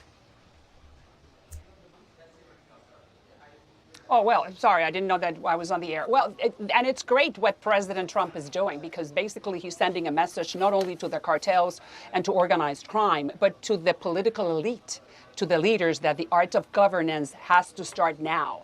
The good governance has to begin in the Western Hemisphere. And I'm delighted, it's laudable what the president is doing after 30 years of United States not really paying attention to our backyard, that now he has brought all the leaders and has told them it's time for you to start working with the United States again. And I'm sure they're delighted, because Latin Americans love the United States. It's a great move. You know, the president has also spoken quite a bit about Cuba and how Cuba is next. Here he is. Let's listen. What's happening with Cuba is amazing, and we think that we want to finish this one first, but that will be just a question of time before you and a lot of unbelievable people are going to be going back to Cuba. Hopefully not to stay. We want you back, and we don't want to lose you. They want to make a deal so badly, you have no idea. You know, Congressman, you're part of this group on Capitol Hill that sent this letter to the administration alleging that Castro was the one who gave the order to shoot down those unarmed planes back in 1996, and asking the administration to look into criminal charges. So I guess my question for you is, should there be a total regime change in Cuba, or should it look more like what happened in Venezuela with these criminal charges against Castro's family, Castro, and perhaps finding a way to get rid of the current president? Well, these are two different scenarios completely. Venezuela had a working democracy until 25 years ago. Cuba has been in the hands of the worst revolution that the Western Hemisphere has ever seen for the last 65. Cuba is completely in shambles, like the president is saying. And I do believe that the leaders, or the Castro family, which are, they are the ones ruling the island of Cuba, they are at some point understanding that the repressive apparatus cannot work anymore, because they don't have oil, they don't have an energy, they don't have water, they don't have food. And what Trump is doing right now is what JFK intended to do when he imposed that economic embargo on the island of Cuba back in 1961. Is that it was just on paper, but not in practice. So what Trump is doing is admirable in the Western Hemisphere. Well, following up on that, the Castro family, I don't think a lot of people understand, is still pretty influential when it comes to the military. And that's how you got to get in there and create some change. It's whoever controls the military controls Cuba. So what has to happen with the Castro? Do you think that the president can come to a deal with the family? I have no doubt that at some point the people, remember that Raul Castro is 94 years old. So he's pretty much out. And it's his son and his grandson and some puppets that they have appointed. The reality is that it doesn't matter who is in control. It's that the repressive apparatus, like you said, the military controls the economy, controls everything. They will come to an understanding with the United States because they saw what happened in Venezuela. They're seeing what's happening in Iran, and they know they're next. And remember, Cuba is the mothership of evil in the Western Hemisphere. The Sandinista in Nicaragua and the Venezuela regime came from Cuba. They wrote the book on repression. So that's why their days are counted. Thank God. Yeah. Finally, before I let you go, I have to ask you about the special. I wanted to say that I represent I represent the Cuban exile community. I represent the city of Miami, and which is the largest Cuban exile community in the country. And I don't have to tell you the happiness that we are experiencing because Trump dared to do what no other president has done, which is to put America first. And America First is ridding Venezuela and getting rid of Iran. Very quickly here. That's all part of the America First. Yes. She sounds so. I don't know if I trust her tone. I'm not gonna lie. Yeah, very quickly here, Congresswoman. Before I let you go, Kristi Noem has become now the special envoy of. I feel like there was some animosity there. Am I tripping? These are counted. Thank God. Yeah, yeah. I feel like she's fake smiling. Finally, before I let you go, I have to ask you about the special. I wanted to say that I represent I represent the Cuban exile community. I represent the city of Miami, and which is the largest Cuban exile community in the country. And I don't have to tell you the happiness that we are experiencing because Trump dared to do what no other president has done, which is to put America first. And America first is ridding Venezuela and getting rid of Iran. Very quickly here. And, that's all part of the America first. Yes. Yeah, very quickly here, Congresswoman, before I let you go, Kristi Noem has become now the special envoy of this Shield of the Americas mission. She said this on X: the Western Hemisphere is absolutely critical for U.S. security. In this new role, I will be able to build on the partnerships and national security expertise I forged over the last 13 months as Secretary of Homeland Security. With everything that has come out in the last 48 hours or so, do you think that she is up to this job? Well, that depends on the president. I think the one who's really leading this charge is Donald Trump.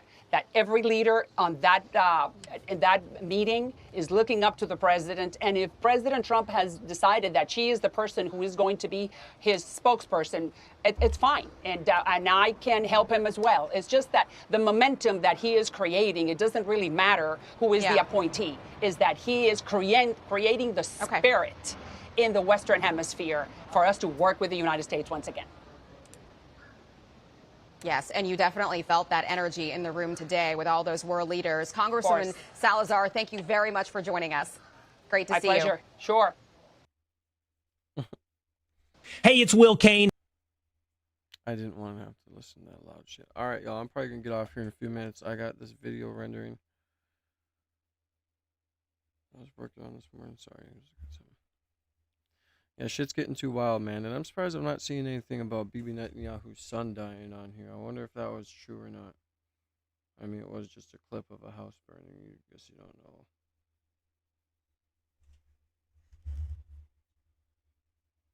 I wonder if this...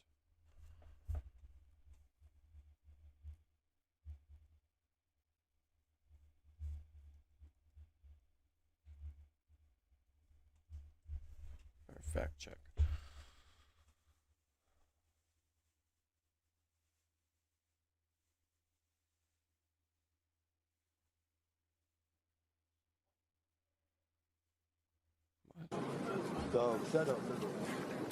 Says two killed in central Israel as Iran rains cluster bombs. Netanyahu and Motaba Khamenei.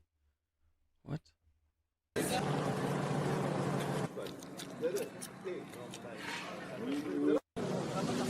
You see the chat? Hold on.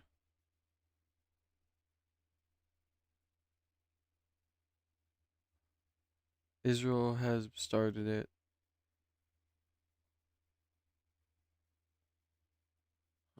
I thought they were chanting in the chat like, yeah, they finally did it. Yeah, no, I guess I don't know. System in Israel. One of the major problems, which is not so maybe he didn't die. Sorry for putting out false information. I'll have to undo that. Considered a problem by the Israeli government is that Palestinians living inside Israel, let alone those in the West Bank, certainly those in the West Bank and Gaza, do not have any access to the kind of alert systems, the safe rooms that have been so important in protecting Israeli civilian lives. It's one more example of what it looks like to have that kind of a discriminatory, apartheid system in that country. So I think that we have to look at that. We have to look at the fact that Gaza's gates have been largely closed since the beginning of this armed conflict.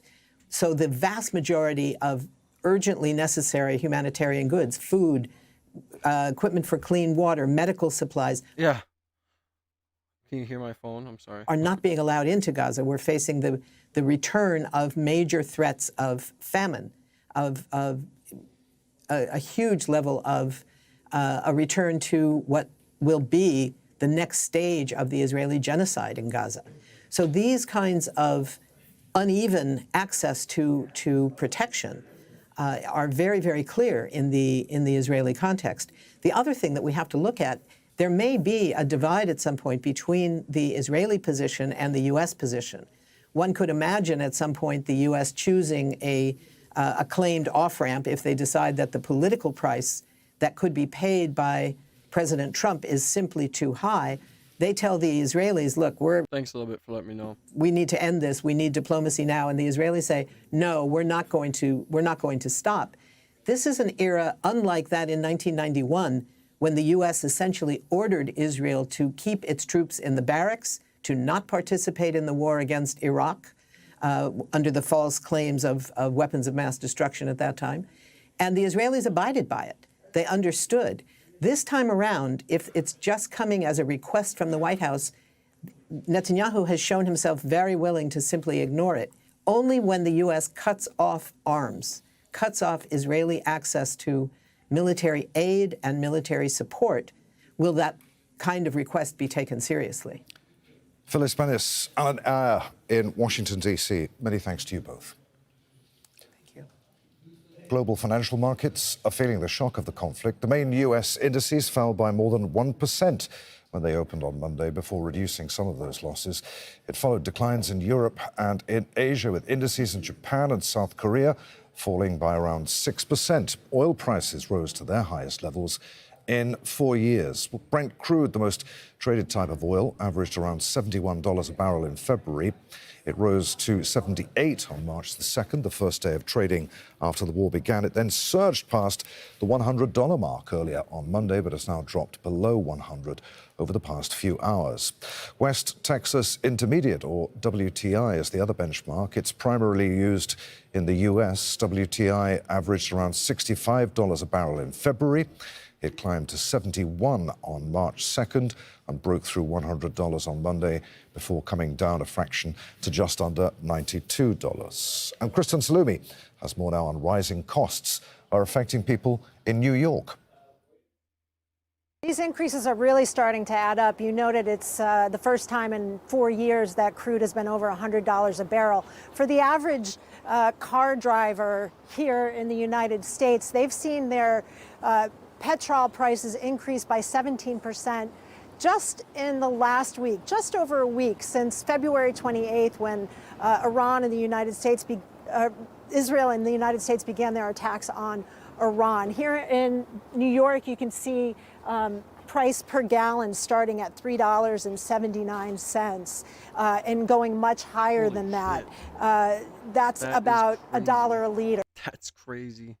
By comparison. So the consumers we've been talking to, people filling up their cars, really this took many of them by surprise. People maybe weren't paying attention or didn't expect the connection to what was happening overseas to hit them in their own pocketbooks, but they're really Well, the smart ones did. Smart ones knew. Feeling it because it's a pretty sharp increase in a short amount of time. And most people, drive to work and need to fill up their tanks. So this is catching many by surprise, especially considering this is a war that polls suggest is not very popular with Americans. Only 1 in 4 even approved of the idea of attacking Iran.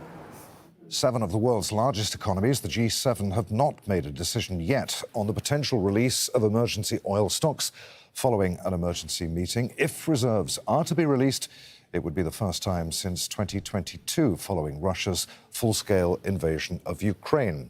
Well, Iran's strikes have forced oil and gas facilities across the Gulf to shut down, and the Strait of Hormuz is effectively cloosed. The area is a transit point for 20%. Dude, I can't believe that he's like just orange like this. Look at him compared to Netanyahu. Look at the hands are the same, but the face is not. Of the world's oil and gas. Businesses and customers worldwide face weeks of higher fuel prices at the very least. Al Jazeera's Uma Kulsum Sharif explains. Since the start of the conflict, some of the major oil and gas producers in the Middle East have halted production one by one. So, oil exports have abruptly stopped right from Qatar to Iraq due to attacks on energy infrastructure.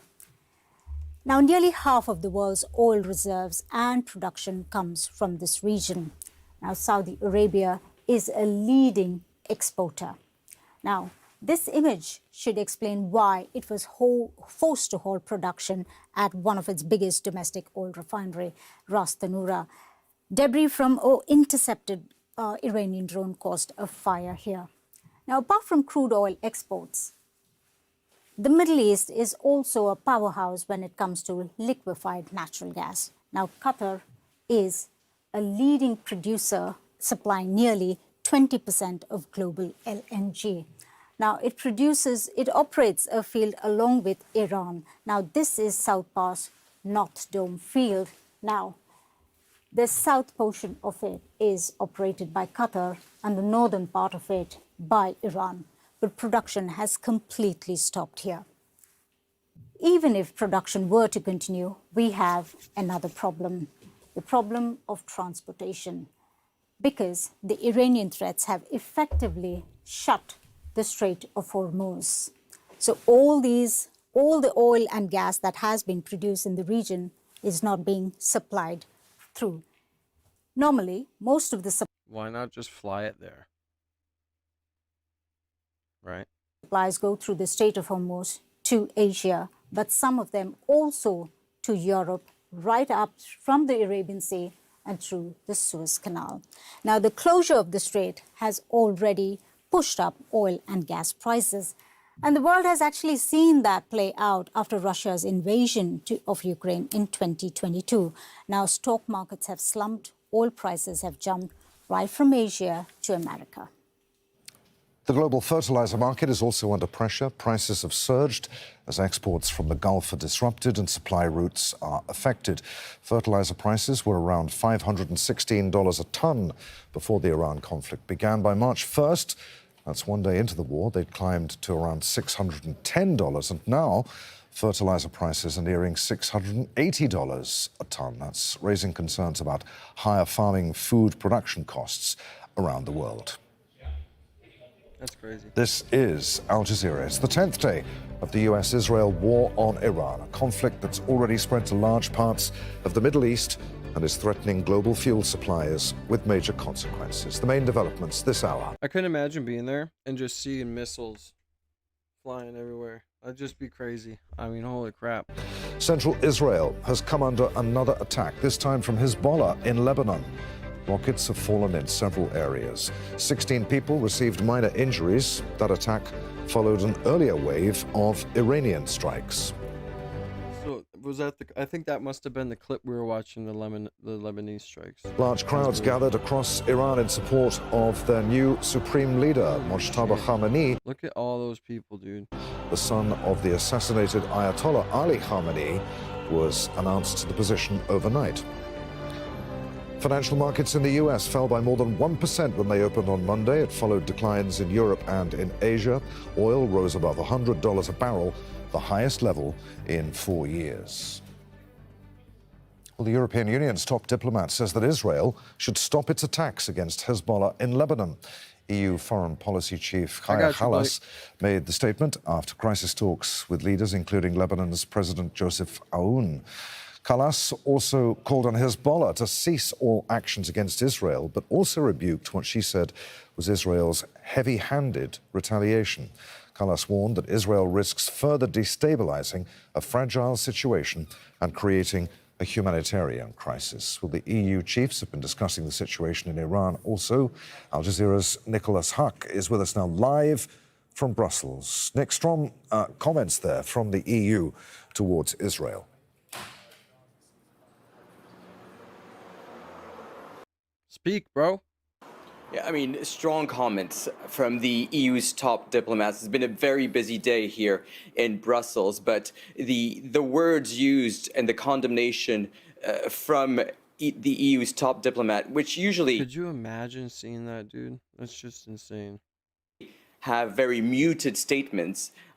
That's new, and the comments are directed towards Israel. And essentially, what she's saying is that there's fear, and she's blaming Israel of perhaps creating a mass migration or causing a mass displacement of people. Remember 10 years ago when there was the Syria crisis, 1.3 million people from Syria and the Middle East came into Europe in just 1 year. And so people here in Brussels, in the building right behind me, are getting ready for whatever eventuality may happen. Now, there are French warships around the coast of Lebanon.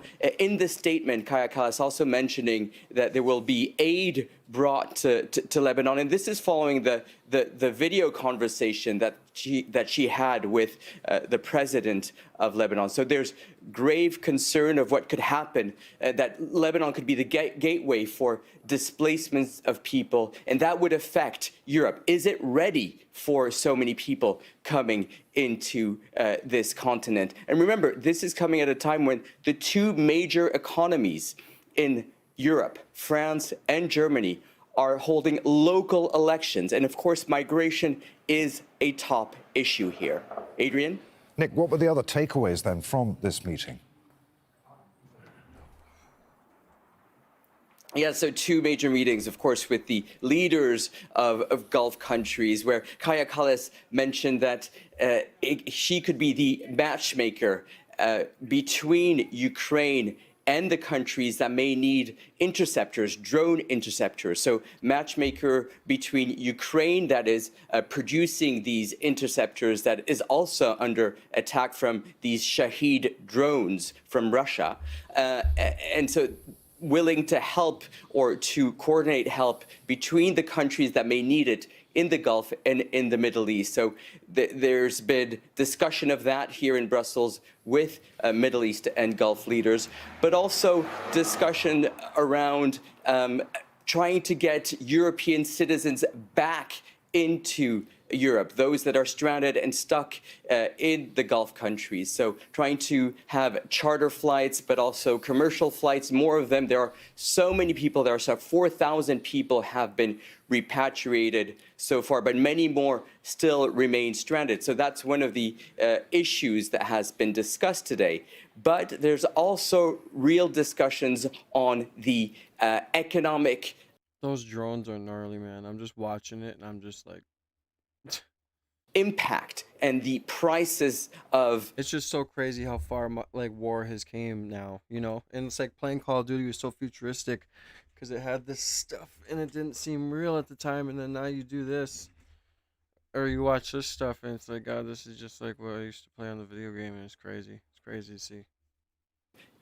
Of oil and gas at the pump already, it shot up. Thing just flying, dude.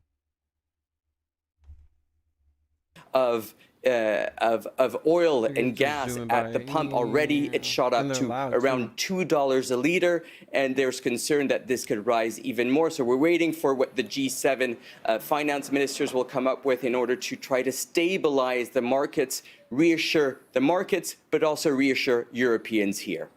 Adrian? Al Jazeera's Nick Hack reporting live from Brussels. Nick, many thanks indeed.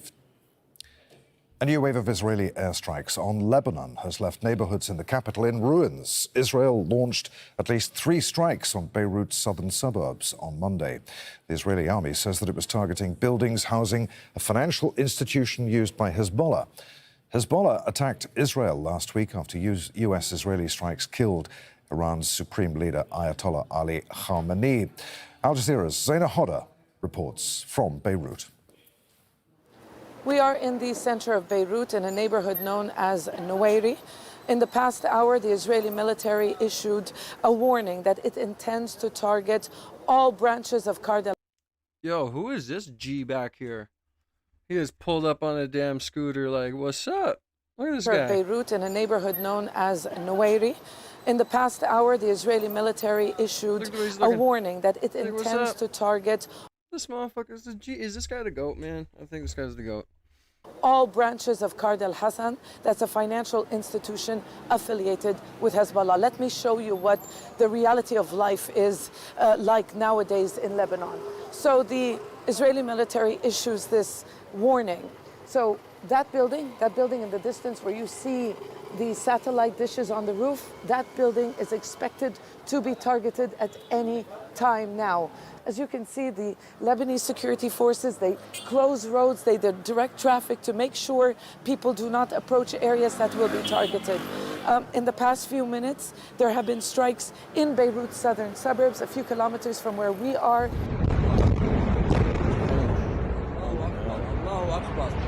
The southern suburbs is largely empty of residents, but those strikes have already come in. So people are living on the edge. There's a lot of tension in the city.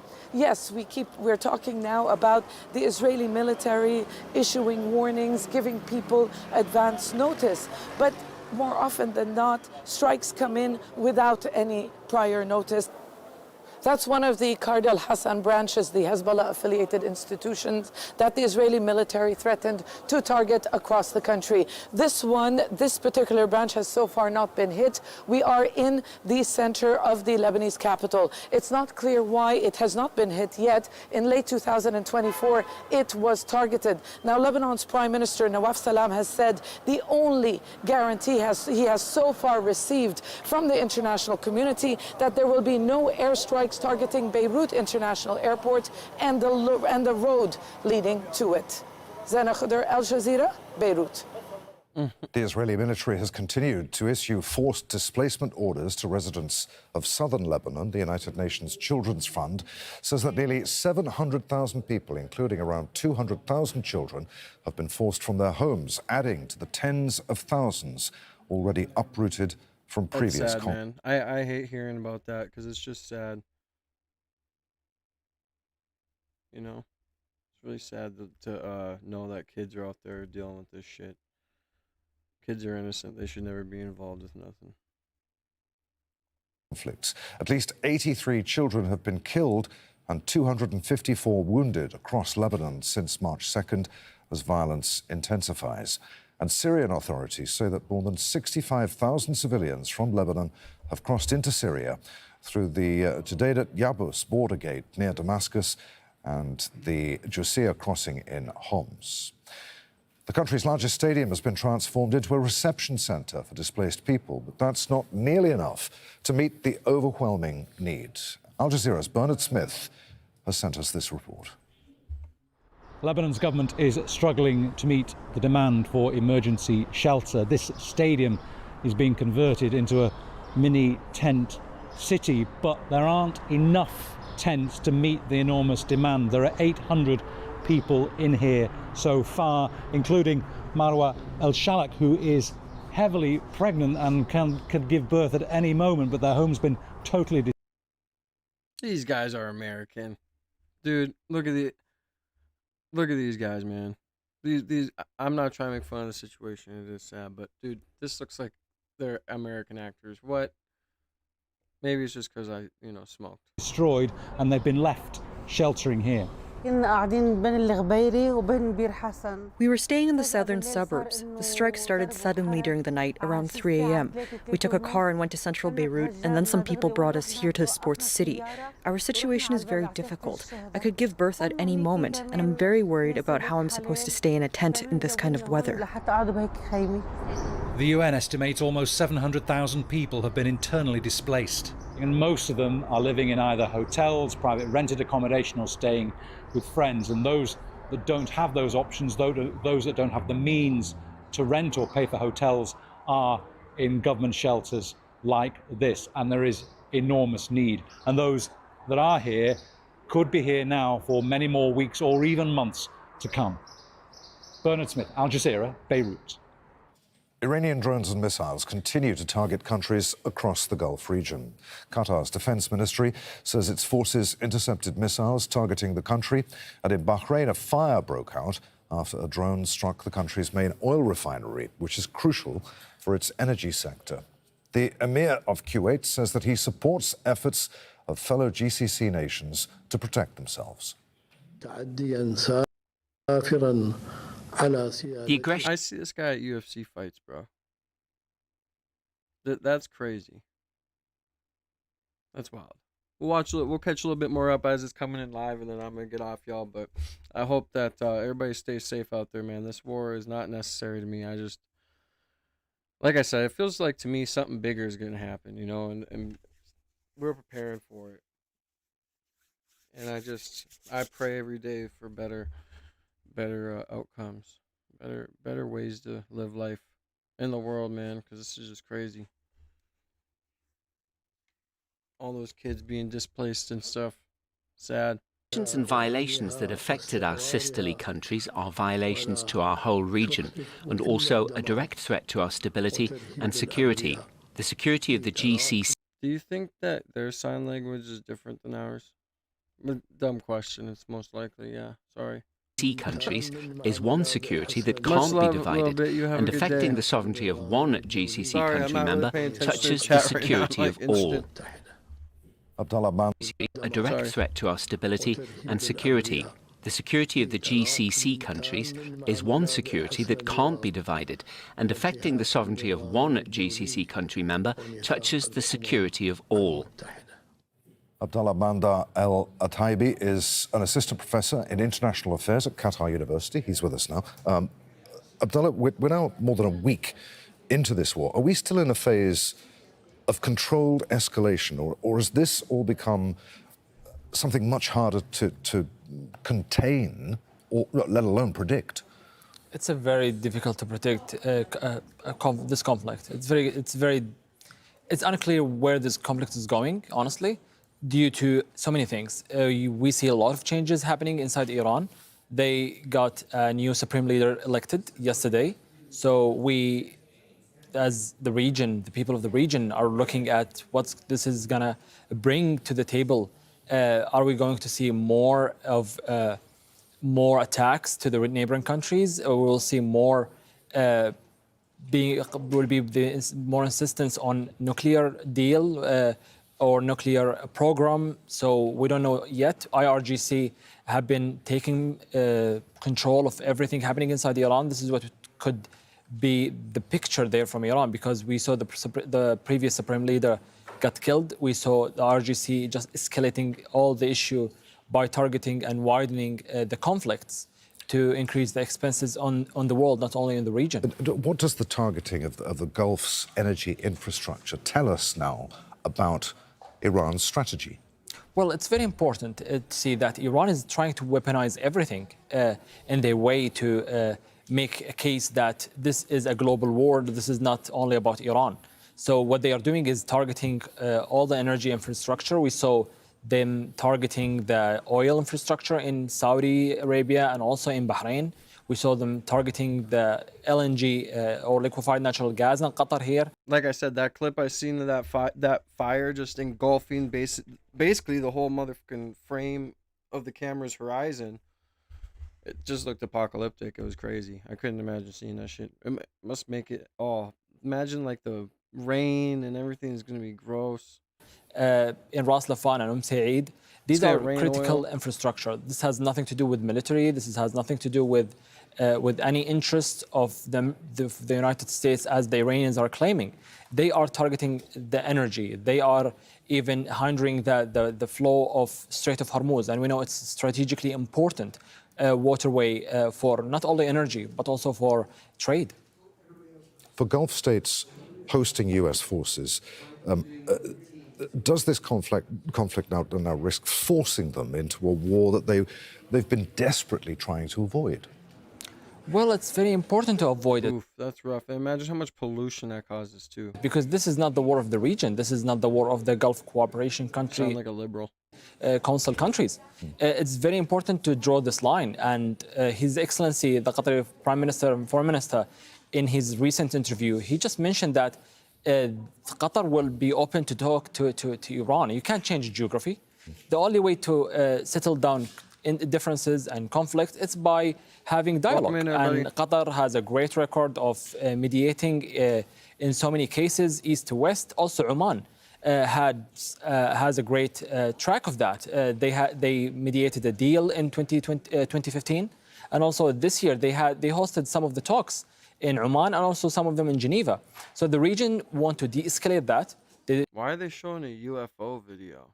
Did you just see that? They literally just showed that video that was a UFO that got hit and it kept going. Did you see that? In Oman and also some of them in Geneva. So the region want to de-escalate that. They don't want to be involved in military confrontation with Iran, but also they don't want to have their sovereignty crossed many times and disrespected which contradicts the international law which Iran is doing. With the leadership in transition in Tehran, is diplomacy impossible, or do you think that a new supreme leader might look for a way out of this? Diplomacy is always the key. Is always the key to move forward. We can't have a conflict forever. So definitely diplomacy should prevail. And the new supreme leader, I think at the beginning of what's happening, he will have to find some sort of coordination inside Iran. The IRGC, the military, and also the scholars, the president. There are so many key players inside Iran. I think he will have to find a way to balance all of them and to balance the interests of all of them to move forward. Definitely, I think he will continue what he's doing to show that he has the legitimacy and he is following the footpath of his father. But at a certain point, he will definitely understand that this is going too far and this is actually pushing Iran into more isolation. Abdullah, good to talk to you. Many thanks indeed for being Thank you so much, Adrian. You're good, Blake. It's been giving a lot of people problems. No pressure. No happy. Turkey's defense ministry says that it will not hesitate This mouse to is so sensitive. If I rest my hand on it, it act pauses. if its airspace or land are threatened. The comments come after a missile was downed. In a statement, the ministry said that a ballistic missile launched from Iran and detected heading towards Turkey was intercepted and neutralized by NATO air and missile defense systems. No casualties or damage were reported. Turkey. I just hope that this doesn't drag out, man. I really don't. Like, at the end of the day, I hope it doesn't drag out, and I pray for people.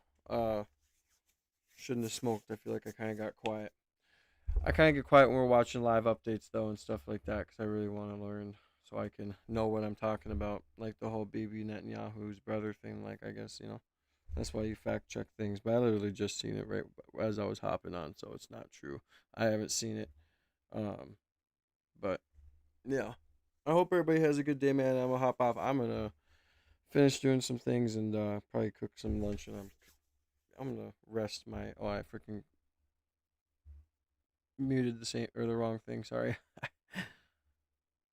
There we go. I'm probably gonna rest my injury, I guess, right?